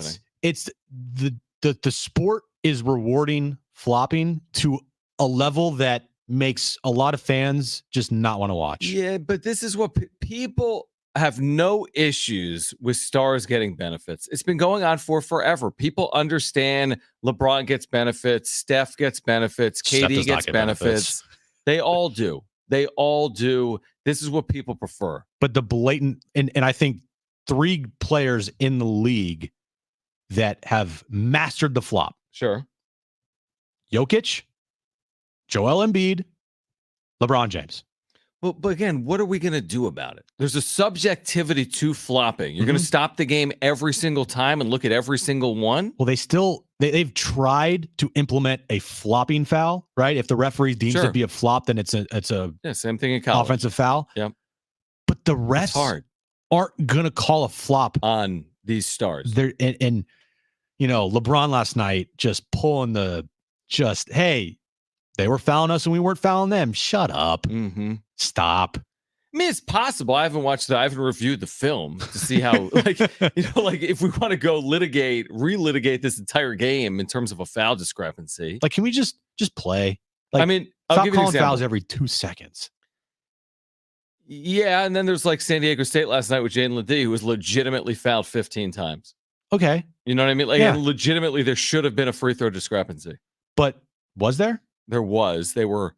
How big? It was actually +4 or 5 in the whole game. So that's If Jalen Ledee If the refs last night for San Jose State, San Diego State called it like last night's Laker game, right? Where I would have loved it if Jaden got every of course you single would call. have, but it would have been stupid that to every other play to have them go to the free throw line. I hate that about the sport. Is there a way? Here's the one thing I would say. If you want to clean up the stoppages in the NBA games and eliminate the number of free throws you're seeing, can we just make one free throw worth 2 points in some scenarios? Maybe not in the final 2 minutes. 2 of the points? game. Just make the free throw worth 2 points. It's 2 shots. Here's one free throw. It goes in, it's 2 points. If it doesn't go in, it's 0 points.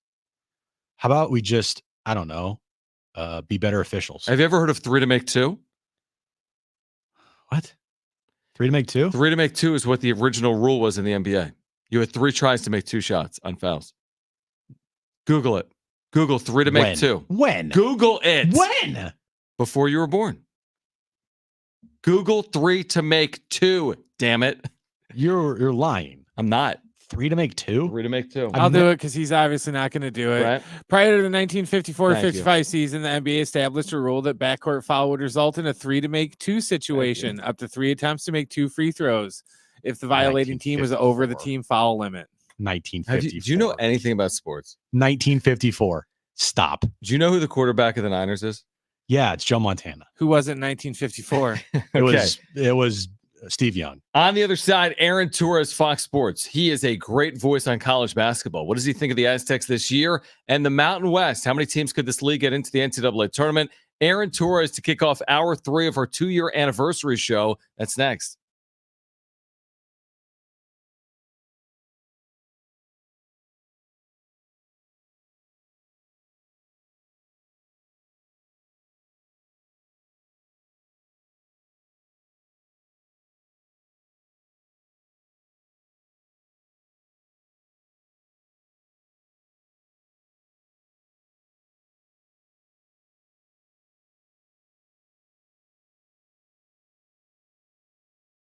All right, were you forced into a nosebleed mortgage rate in the past year? If so, Loan Pronto is here to rescue you. Hey, guys, it's Schaefer. Listen, if your mortgage rate is over 7, you're going to be in heaven with Loan Pronto's zero-cost refi. You can cut your house payment by hundreds of dollars and even do it with zero closing costs and no appraisal. Rates have plummeted to the lowest point in nearly a year.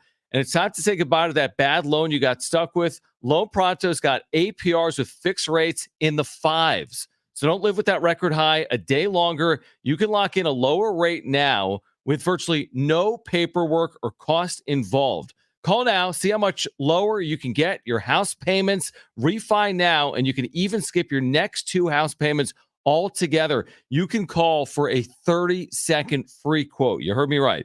It's going to take you about 30 seconds. If you call 619-207-4336, a free 30-second quote, write this down or go to loanpronto.com, 619-207-4336, 619-207-4336, equal housing lender, NMLS 1661781, subject to lender approval.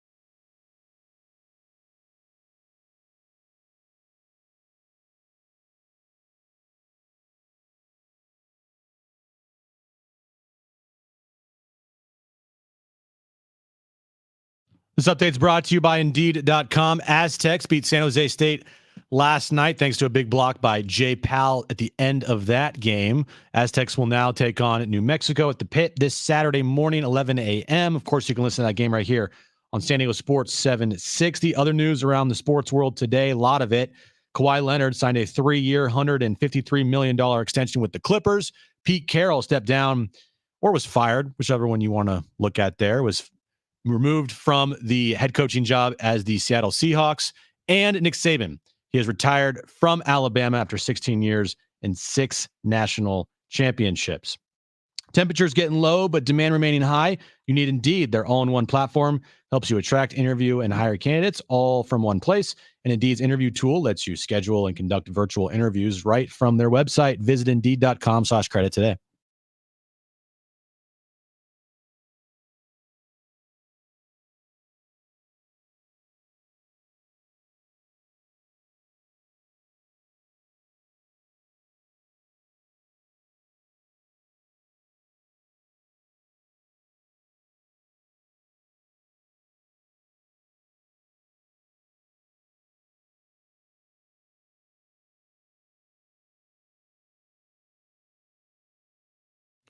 All right, San Diego and Southern California, what's going on? Final hour of Jon and Jim. It's the 2-year anniversary show. By the way, Jay Powell, San Diego State transfer from Campbell, who had that big block yesterday, he'll join us tomorrow at 3:30, Jim.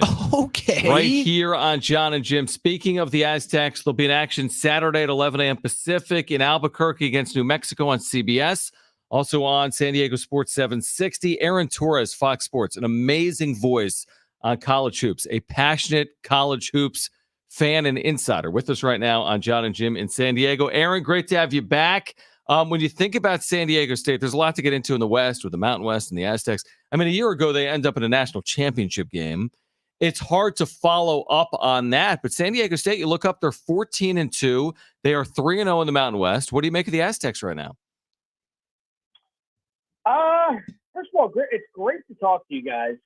Been a little bit of a hectic last couple of hours. You know, Jon, I thought it was going to be like a nice, easy, we just talk a little hoop. Then literally the greatest who ever did it retired. And by the way, I don't know if we've talked since I saw you at the Final Four, so it was a privilege to kind of link up in person. You know, all I would say is as an outsider, and for people who don't know, I do live on the West Coast, so I'm probably a little bit more familiar with this program than most. I don't think there's anything the least bit surprising about this. This is who the program has been. It's been bluntly one of, I would argue, I haven't done, sat down with a pen and paper, but I mean, it's got to be one of the 2-3 most consistent programs in all of college basketball, probably really over the last decade. And maybe that's even underselling it a little bit. I mean, every year it feels like you can pretty much count on, 28 plus wins. Competing, if not winning the Mountain West and being in position to do damage in the NCAA tournament. And just because they hadn't done damage in the NCAA tournament under Coach Dutch didn't mean that they weren't capable of it last year. So obviously the nation got to see it as a West Coaster or an adopted West Coaster. I'm not from here originally. I'm glad that the nation finally got to see how great this program is. But then I think this is just a continuation from last year. I know they obviously lost a ton of guys off last year's roster, including 5th, 6th-year guys with the COVID year and everything. But when you're building around Lamont Butler, when you're building around Leday, who I got to speak with at the Final Four last year, and I was just so impressed by him being willing to redshirt with all the depth in the front court, I didn't really expect that much of a drop-off. And so we haven't gotten a drop-off. San Diego State obviously has some very nice wins early, and they're going to be in position to do what they do every year, which is get a nice seed and make a run in the tournament when they get there. And I expect very much the same this March. Maybe not quite as good as last March, but I expect very much the same. You mentioned Jaden Leday there, and he's playing at just a different level than a lot of players out there. Would you consider him right now not only a first-team All-American, but does he have a chance, if he continues to play like this for the rest of the season, to be up for the conversation for National Player of the Year? It's a great question. The National Player of the Year, listen, it feels like it's going to be tough to wrestle that away from Zach Edey. I don't, there's a lot of season left, guys. So I don't want to say that it's over or anything like that, but I do feel like it's his to lose. He certainly has the buzz. But listen, I mean, if he falls off, Purdue obviously lost last night. Maybe the people in the Big Ten have a little bit of a better idea on how to guard him than others. then, I don't see why he couldn't be in the conversation. I mean, you talk about a guy that's averaging obviously 22 points, 9 boards, essentially a double-double. And I think the big thing is San Diego State going to be in the position that they were a year ago? Not saying they will make another Final Four, but, if we're talking about them as a potential, 3 seed at the end of the year, top 10 in the AP polls, a bunch of great wins, and they're sitting there at, I know you're 14-2 right now. So if you're sitting there at 20, say 30-4 after the conference tournament, then I think it's absolutely in play. Again, it's hard to imagine right now anybody other than Zach Edey, but I also think obviously if he falls off, I think Ledee would be one of those candidates on that short list. Aaron Torres, Fox Sports with us. It's not just San Diego State. Now, the last 2 years, the Mountain West has had 4 teams in, but the only team to win a game over that stretch was the Aztecs last year. They won 5 games and made a national championship game appearance. But Utah State, San Diego State, Colorado State in the top 25 of the net right now. Nevada is 30th. New Mexico's fallen off a little bit. They're 44th, and you have Boise right now, 58th. I mean, this is a league, what do you think, Aaron, that looks primed to get another 4 teams into the NCAA tournament? Maybe an outside shot at more than that, right? I mean, zero doubt. I mean, when you're talking, a Colorado State team that is in the top 20 right now, that is now 1-2 in league play, it shows you how deep this conference is. And listen, I'll say this, guys, and this is something I think we've talked about through the years, but I don't think people realize the commitment level of these. These are great programs. I mean, San Diego State speaks for itself. Viejas Arena, we know what that venue is all about. But I was watching Colorado State the other night at home against New Mexico. That's an incredible arena. Nico Medved is a guy that could be in the Power 5 if he chose to be, and he chooses to be at San Diego State. Obviously, New Mexico, the environment that they've created speaks for themselves. Steve Alford at Nevada, I've been critical of him, but that is a great fan base, and he maybe has found his niche back in the Mountain West. You mentioned Utah State, a program that just keeps finding new guys. You lose Craig Smith, then you bring in Ryan Odom. You lose Ryan Odom, and you don't miss a beat with Danny Sprinkle. So what it speaks to me, John, is whether it's 4, whether it's 5, is it 3? I think it'll be more than 3. But what it stands out to me is just a group of teams that are absolutely dedicated to competing at a really high level. The resources, I think, are probably better than a lot of people on a national scale realize. And I think obviously you're seeing that this year with the number of teams that could potentially be in the mix down the stretch. It's just a commitment across the board, starting at the top of the league office, all the way down to the teams, the programs, et cetera. Where would you put the Mountain West as far as the whole, college football landscape as a conference as a whole? It's a great question because, I mean, I don't get into the rankings and this and that. And listen, the Big East is obviously very good. The Big 12, the SEC, I think is pretty good. But I mean, even if you look at the ACC right now, and I'm not saying the Mountain West is better than the ACC, but listen, I mean, I'm not saying it, but the ACC right now, Duke is really good. Carolina is very good. I think Wake Forest has exceeded expectations, but Virginia's struggling. Miami's struggling. Clemson started. So the point I'm trying to make is, I mean, you start talking about top 4, top 5, top 6. It is in the very short conversation. I don't even think this is how strong this league is. We don't even have to discuss that other West Coast conference, and I'm not talking about the WCC, the other West Coast conference that is about to cease to exist. Like, the Mountain West has clearly surpassed that league this year. And now I think the question is, where is it at relative to, say, the ACC? The Big Ten's maybe a little bit tough, but just a great group. Like I said, it's a great group of schools that are dedicated to this sport, great fan bases. You turn on TV, FS1, CBS Sports Network, packed arenas. So, I don't know where it ranks amongst these programs or these leagues. I just know there's 5, 6, 7, 8 really good teams. Same when you go on the road, tough places to win. Every year I love watching this league, and this year is obviously no different. Aaron, one more before you go, just about the job Brian Dutcher has done. I think people do recognize it, but sometimes it's almost like it's just expected, and it's a bit still under the radar, it feels, even though he made a national championship game a year ago. And you hear about some of the great coaches in college basketball, and some of them have been doing it for 20-plus years. This is the 7th season for Brian Dutcher. His overall record is ridiculous. He's winning something like 80% of his games. Where is, in your opinion, Brian Dutcher in the hierarchy of coaches in college hoops? Oh man, it's such a great conversation. And he is a guy, obviously I've spent a little time around him. I wouldn't say I know him in any way, shape, or form, but I think his problem, if you want to call it that, is really twofold. It's that he is a very unassuming guy. I mean, I was really hoping making a national championship game would be his breakout moment, but I just, he's not about himself. He was an assistant forever. He was happy in San Diego. It's why he never left. I've talked to him about it. I'm sure you guys have talked to him about it. So there's that element of it, is he doesn't want the attention. He doesn't care. But then the other thing is just that he hadn't had the tournament success before last year. And I hate to say it. I hate to boil it down to that because it's so unfair to so many great coaches who have success. But this is a March sport on the national level. I mean, you look at my alma mater. I mean, my alma mater is UConn. Sorry to say it, San Diego State fans, but I still think Dan Hurley was largely Bobby Hurley's brother, Dan Hurley's son, until that national title run last year. And so this is a sport that's so defined by March. Dutch hadn't had that moment, even though anybody who knows this sport knows that San Diego State has been capable of it for 4, 5, 6 years. I won't open an open wound, but I think if 2020 happens, maybe people learn about Brian Dutcher a lot quicker. The 2020 tournament, I'm of course talking about. But this guy, I don't think even like he's not somebody you think of as a quote unquote star in this business.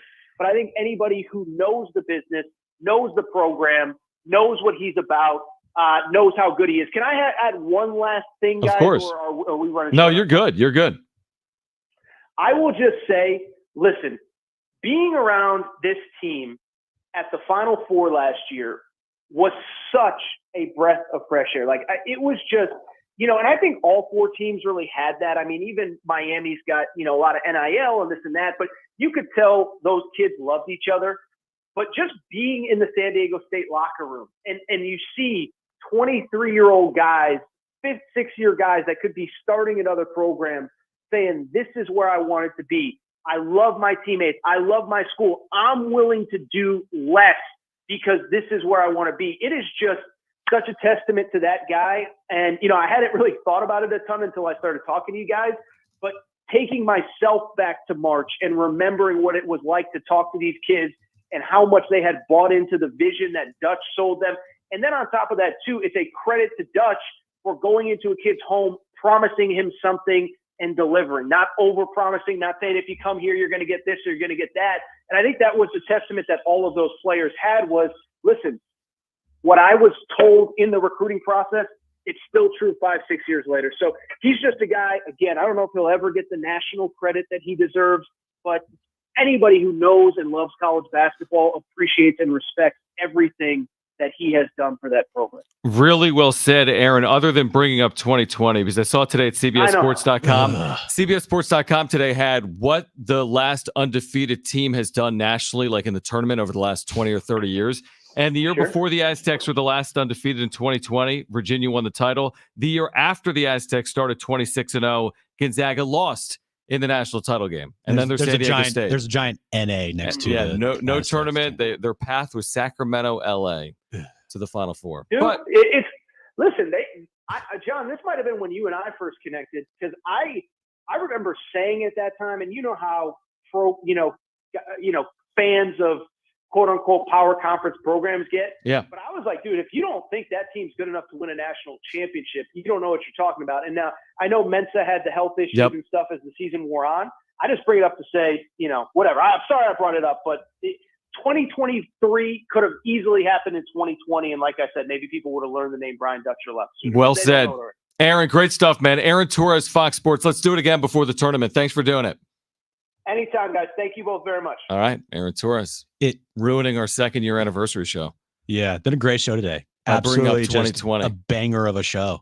Last year, I know nothing will truly make up for 2020. This is an interesting point. Does last year cancel it out and make it all okay? It doesn't cancel it out, but it takes away the sting of we'll always say what if with 2020. We'll always say it.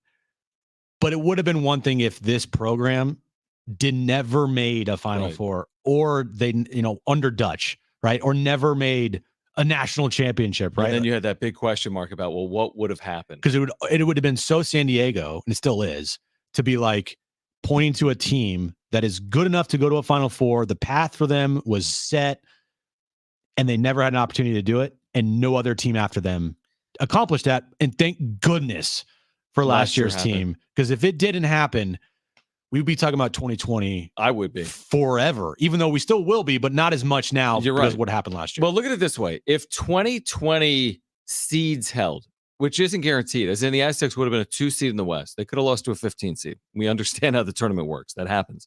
But if seeds held, they would have been in a regional final, an Elite Eight for the first time in school history. Let's just say that's where it ended. The Elite Eight for that team. You would have had an Elite Eight team and a Final Four team within 4 seasons of each other for Brian Dutcher. A national championship. Oh, yeah, I'm sorry. And a national championship game appearance, not just a Final Four. Within 4 seasons. And like you think about that, that's a rarity. To have a program reach an Elite Eight and a national championship game within a 4-year run, there's very few programs, obviously, in the country that are doing that. But also, it's like the butterfly effect, right? If 2020, there was no COVID, who would have said they would have made a national championship last year?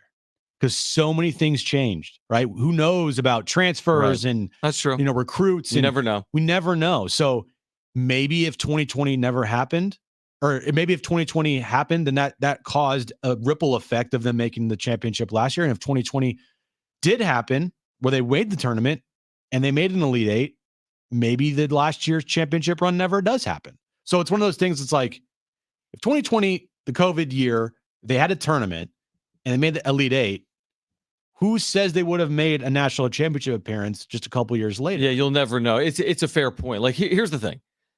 Steve Fisher, for whatever reason, I'm talking about Steve Fisher now, not Brian Dutcher. Steve Fisher, for whatever reason, even today, is not in the Basketball Hall of Fame. Look at his accomplishments. It's a joke. The complete turnaround of San Diego State and winning a national championship in Michigan and 3 Final Fours, 3 national championship games at Michigan and 1 championship, right? Brian Dutcher, I mean, we're getting way ahead of ourselves. And he's going to be one of these really unique examples where it's going to be a shorter head coaching career. He's not going to have a 30-year career as a head coach. He didn't start coaching until his late 50s as a head coach. But he's got a chance, Jim, to have this unbelievable 10, 12, whatever year run, right? 10, 12, 14, whatever it is. He's in his 7th season right now. And when you look at his resume at the end of his career, it feels a little bit like it's unfinished because he didn't have the 2020 part of that resume. Now we'll never know. Well, just make another Final Four and you'll be good. Yeah, just that. Exactly. That's true. I mean, It's fine. I mean, listen, if he sticks around another 6, 7, who knows how long he's going to be coaching? We haven't even had that conversation. If he made another Final Four in the next couple of years, then it's like, what else can you do? especially this year, I think this year's team, probably you would say that they have the best shot to make another Final Four since last year's. Because after this year's team, I was thinking about this last night. Okay. You want to talk about next year's team? Next year's team, I don't know, like the prospects of. I mean, you're losing a lot of veteran talent. Well, didn't they just lose an NBA or Nathan Mensah? Their leading scorer, Matt Bradley, a 50% three-point shooter, in Adam Seiko. A Guokorobe, as good of a glue guy as you can possibly imagine. They just lost all that. Right, but we knew it was waiting. And we knew it was. We didn't know about Reese Waters until we knew about Reese Waters. Like we didn't know until we knew. Okay. That was at March time frame. Right. We didn't know Jalen Ledee was going to return or Lamont Butler was going to return. Yeah, exactly. So there were questions. By the way, you know who's got eligibility for next year if he wants to use it? Reese Waters. You know his eligibility next year if he wants to use it? Again, we're getting ahead of ourselves. Lamont Butler.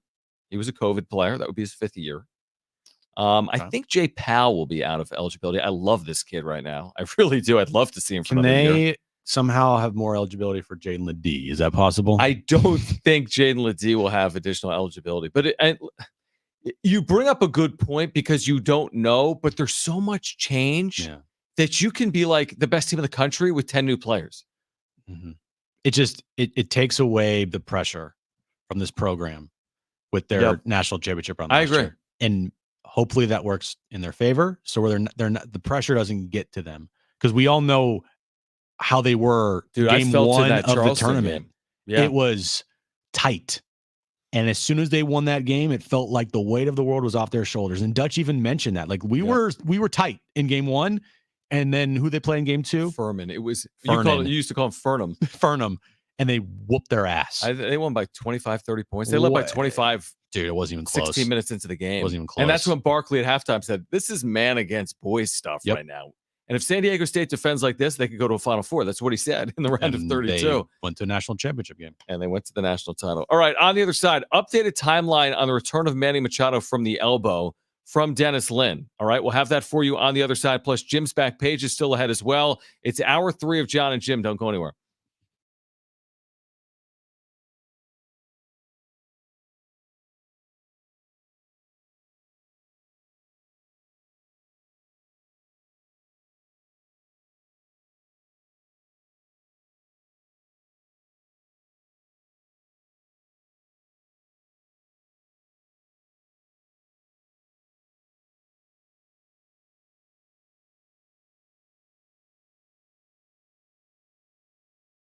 All right, hey guys, it's Schaefer for Nova Kombucha. We have tried the brand new flavor, the Aztecs Raspberry. In fact, we've been drinking it today in studio. It's just been released. It benefits the Mesa Foundation Collective, which benefits San Diego State student athletes. And this flavor was taste tested by Jaden Ledee, Lamont Butler, Micah Parrish, and others. It's now available. And it's also going to be available this weekend at the grand opening of Novo Brazil Mission Valley. Opening Friday right here in Mission Valley. Everyone's invited this weekend. There's an Aztec watch party Saturday morning for San Diego State against New Mexico at 11 a.m. Make sure to get there. Enjoy the brand new kombucha and all of their incredible offerings. This will be their 5th spot in San Diego, and it opens Friday. Novo Brazil Mission Valley. 350 seats, folks.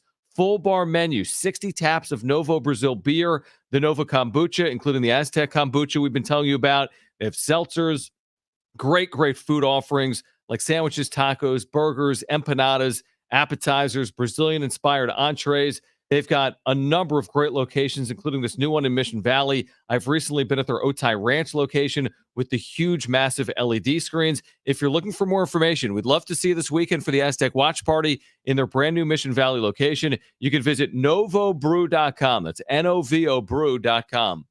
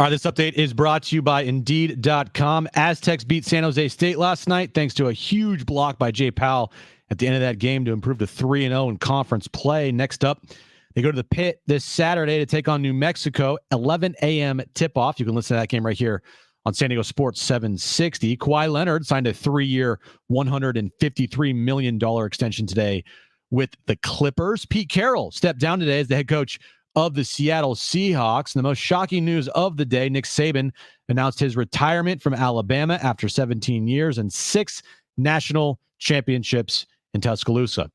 Temperatures getting low, but demand remaining high. You need Indeed. Their all-in-one platform helps you attract, interview, and hire candidates all from one place. And Indeed's interview tool lets you schedule and conduct virtual interviews right from their website. Visit Indeed.com/credit today.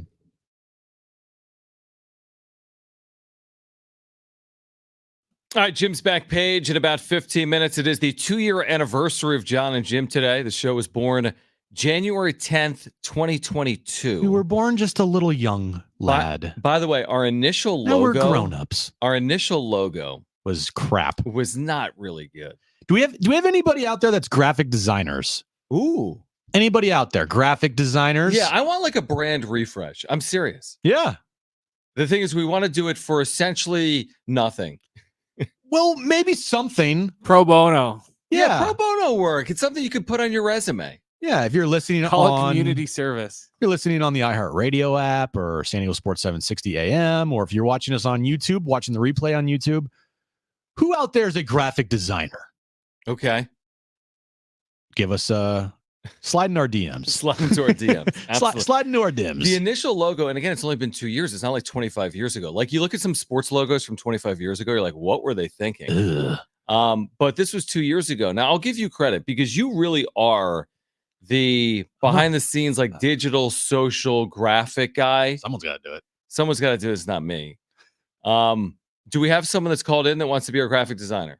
No, is the answer to that. Okay, a couple of things. We have an update from Dennis Lynn on Manny Machado. You're about to give me a compliment. What was the compliment? About the designing and graphics of the show and stuff. Yeah, it's been okay. It's been all right. That's why we're asking for a graphic designer. Right. Anybody out there? 877-767-476. Let's go to Tim, who wants to comment, I believe, on our 2-year anniversary. Tim, you're on with Jon and Jim. Thanks for calling in. Hey, just wanted to congratulate you guys. I've been working from home for a while and been listening to you guys every day since you started. So much so that I called in a few times in the hellscape that is LA, being a Padres fan. Yeah. So much so that I've got family who are Dodgers fans who live up, all around, even up in San Francisco, who started following you guys on YouTube. So I just want to say congrats on 2 years, and hopefully no more busted press conferences. Yes. Xander Bogaerts, and more talk about Orange Theory fitness and vegan food. Perfect. Yes, there we go, Tim. By the way, I was at my 150th Orange Theory class yesterday. Yeah, literally. And nobody, look at me. Nobody cares. Who's counting? Look at me now. Oh, the only Look person at me, Jim. you're the only person that cares is Tim. I could beat you in a 40-yard dash. No, you couldn't. Probably not. Probably not. We had that Thank one time. you, Tim. Seriously. Thank you, Tim. Appreciate it, man.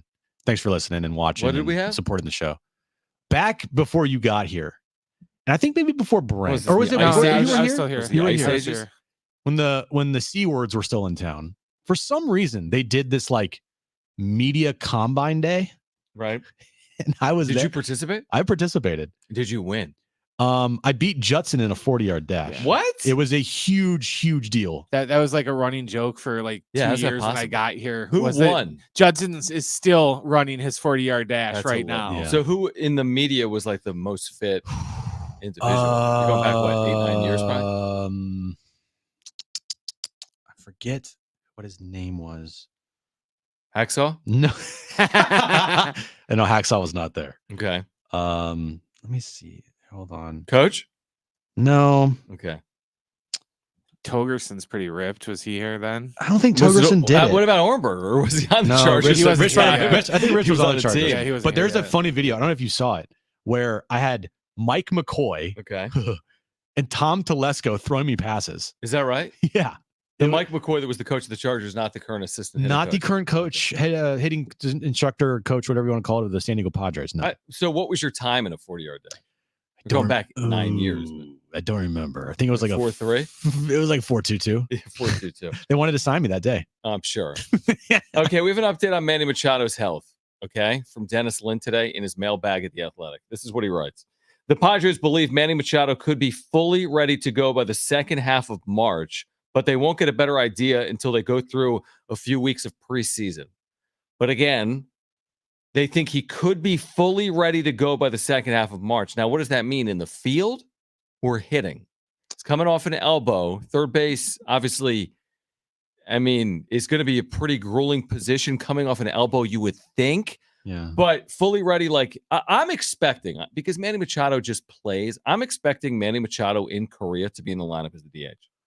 Oh, agreed? Sure. Yeah, I would. But I'm not expecting Manny Machado to be in the field. Agree or disagree? Agree. Yeah, that's how I see him. I think it's going to take a little bit of time.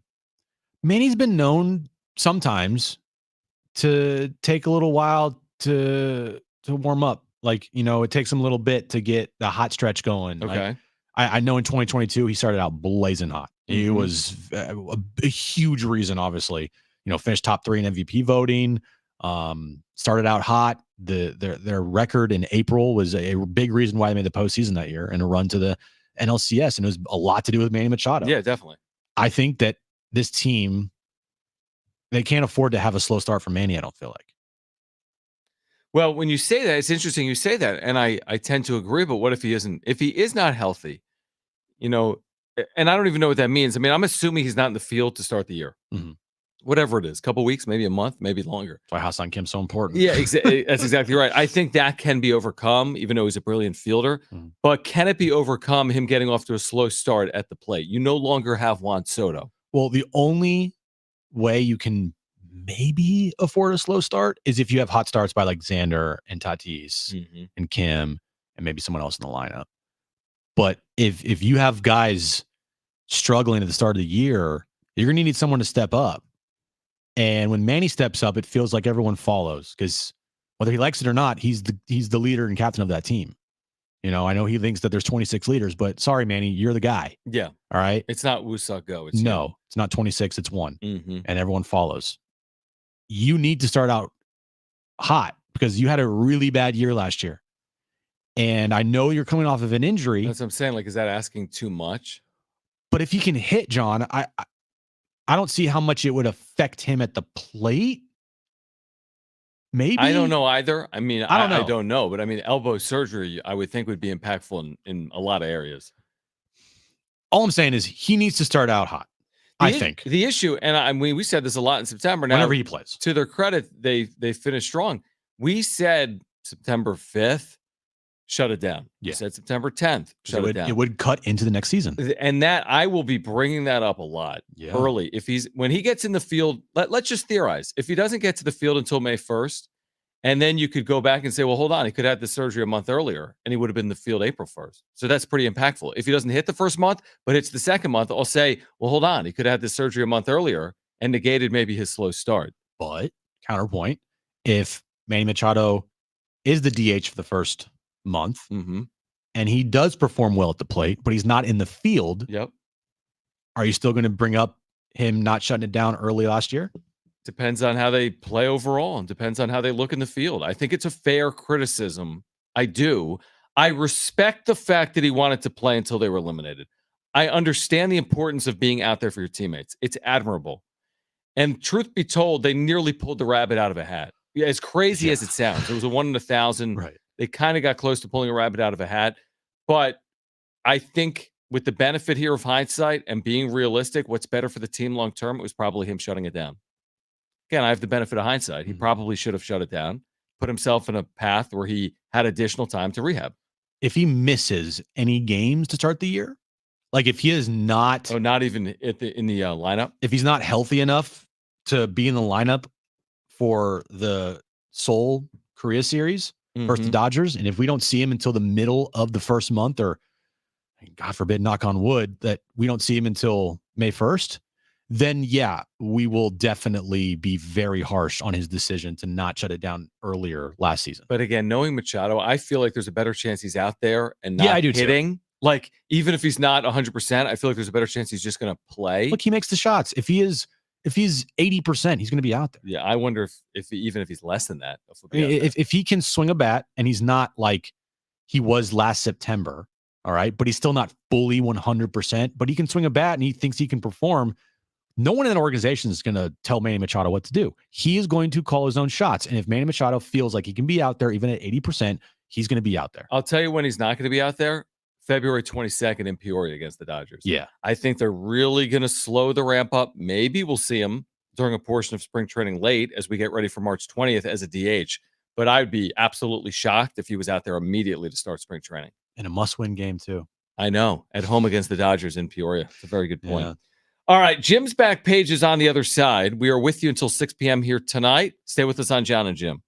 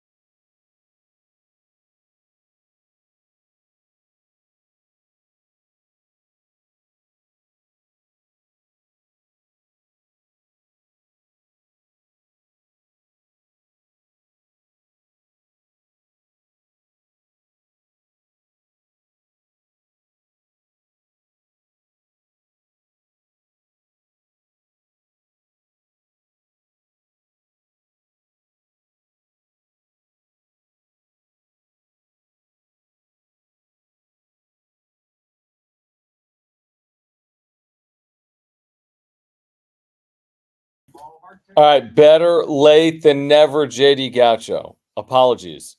It took about 2 hours to get to the super chat. Really do appreciate your support of the channel, man. Seriously. He says, thoughts on Boise State landing quarterback Malachi Nelson from SC. He was the #1 overall recruit in ESPN's top 300 in 2022. NIL not the main reason either. I think that's encouraging that it wasn't solely a money decision. I do think it's good for the Mountain West. I really do believe that. Is it a hurdle potentially for San Diego State, knowing that they're going to Boise next year? Yeah, maybe. But I think ultimately it's a win for the Mountain West Conference. And, yeah, highly sought-after guy, committed to Lincoln Riley at Oklahoma, followed him to SC. Mountain West can be a really competitive league. So this quarterback going to Boise. Corey Foreman going to Fresno State. I think defensive player. San Diego State has gotten some really good transfers Sure. and recruits. How about, like, a lot of these big-time players from Power 5 schools going to be There's some level of what I would deem to be bounce backs, guys returning to where they're like from. Like San Diego State's always going to benefit from being in Southern California. Guys are going to want to get home. That's not what to do with Malachi Nelson. But yeah, it's a good point. I mean, guys want opportunities. Yeah. Like, do you want to sit at Mississippi State or do you want to play at San Diego State? I think a lot of people would People want prefer to play football. to play. They want to put some film out there for people to see, and they don't want to be sitting on the bench. Yeah, I'm sure Malachi Nelson's been assured that he's won the job. There's no way You're not going there to State. see. Yeah. So he's going to start. But yeah, for Boise State, I do think ultimately to win for the Mountain West, although we'll see how he plays when the Aztecs take on Boise next year. JD Gaucho, thank you, man. Really do appreciate your support. We'll be back in a moment.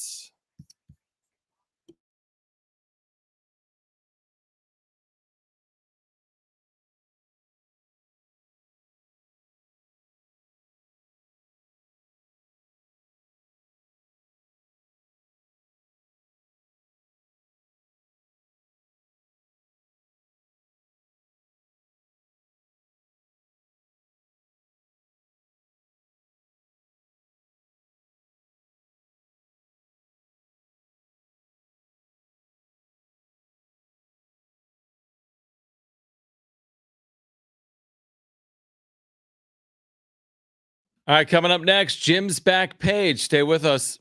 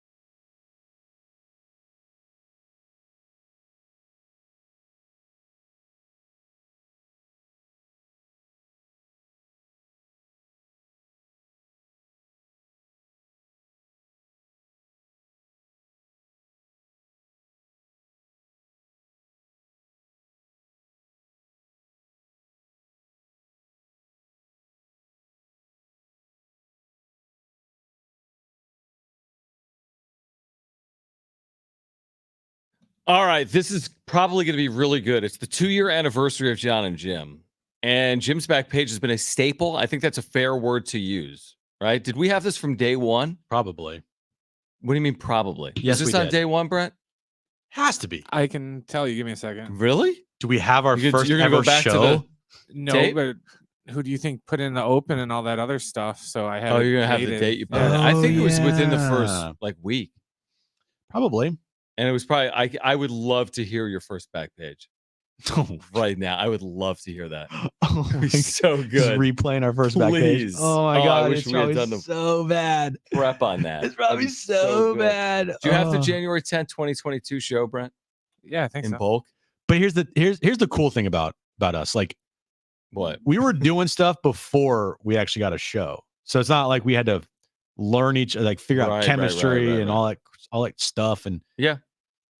so it probably sounded horrible, though. You're probably right. I think it sounded terrible. Probably sounded would be my ridiculously guess. bad. Yeah, probably sounded really It, bad. it was a day oneer. A day oneer, Wow. dude. If we do this show for a decade, you think we do this for 10 straight years? I think so. Jim's back page. There's always a story out there that can be on the back page. I get people send me stuff all the time, or like tag me and stuff. Like, oh, back page. And it's like, and I still do about have aliens. And Brent sends me You stuff have too. it? The bulk show, yes. Oh boy, Open that thing. open it up. See if you can grab it. See what type of crap you find. Yeah. By the way, what do you prefer? Jim's back page or Trainwreck Radio? 70470 started with team. Trainwreck Radio. Actually, I like Jim's back page because I can just not pay attention. Way to sell it. I like this segment of the show because I can check Most out. days in trainer, like you cannot pay attention. and True. Still win too. Yeah, it's a Yeah. good point. Yeah. My overall record in Trainwreck is like 82% winning percentage. We've done what? How many shows do you think we've done? I don't know, 500, 600 So you're probably like 400. and 100. Yeah. Something like that. Did you play the open? No, because he's looking at that bulk file Oh. real quick just to see if What there's do you think the anything first story I did was? Probably so some bad. stupid auction or something Star Wars. If we related. play it, I'm gonna cringe so I hard. cannot wait. Oh my gosh, I cannot wait. And I have hope some good stuff today on the back page. Nobody cares. Bah. I mean, some people care, but just the idea of day one back page is very intriguing to me. I feel like the open might have been different, or maybe not. Do we even have an open? There's probably, yeah. I don't know. Maybe. I'm still looking because I don't think we did it at the same time in that episode. so- Okay. All right.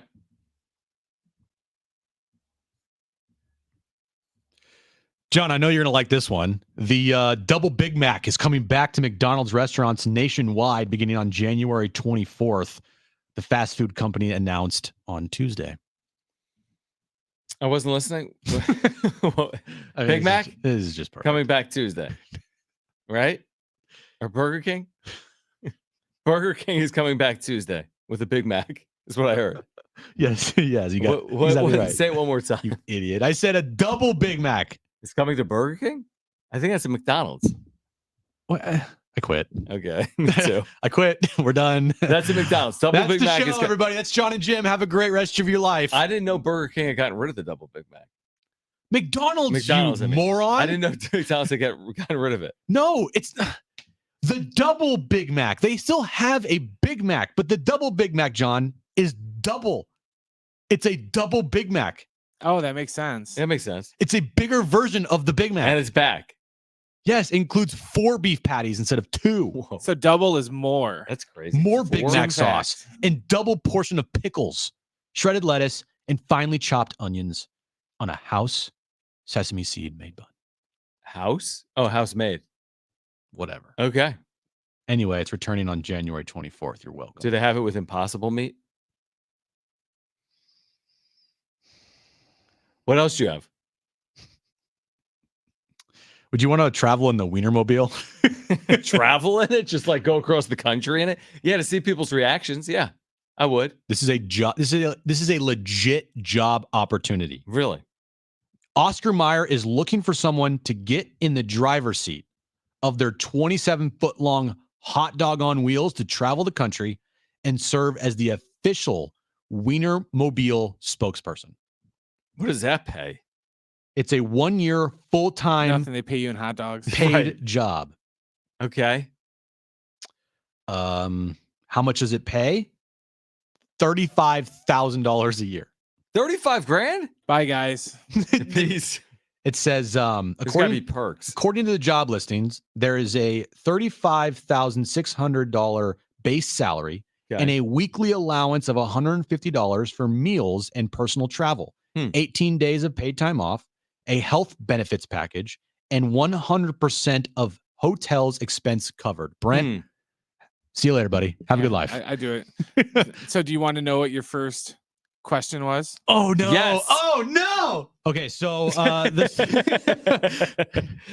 off the Jim's back page today. Yeah. You like Taco Bell? No, of course you don't. You're a vegan. I'm a vegan. Brent, Taco Bell, bro. Yeah, I like right? Taco Bell. Love Taco Bell.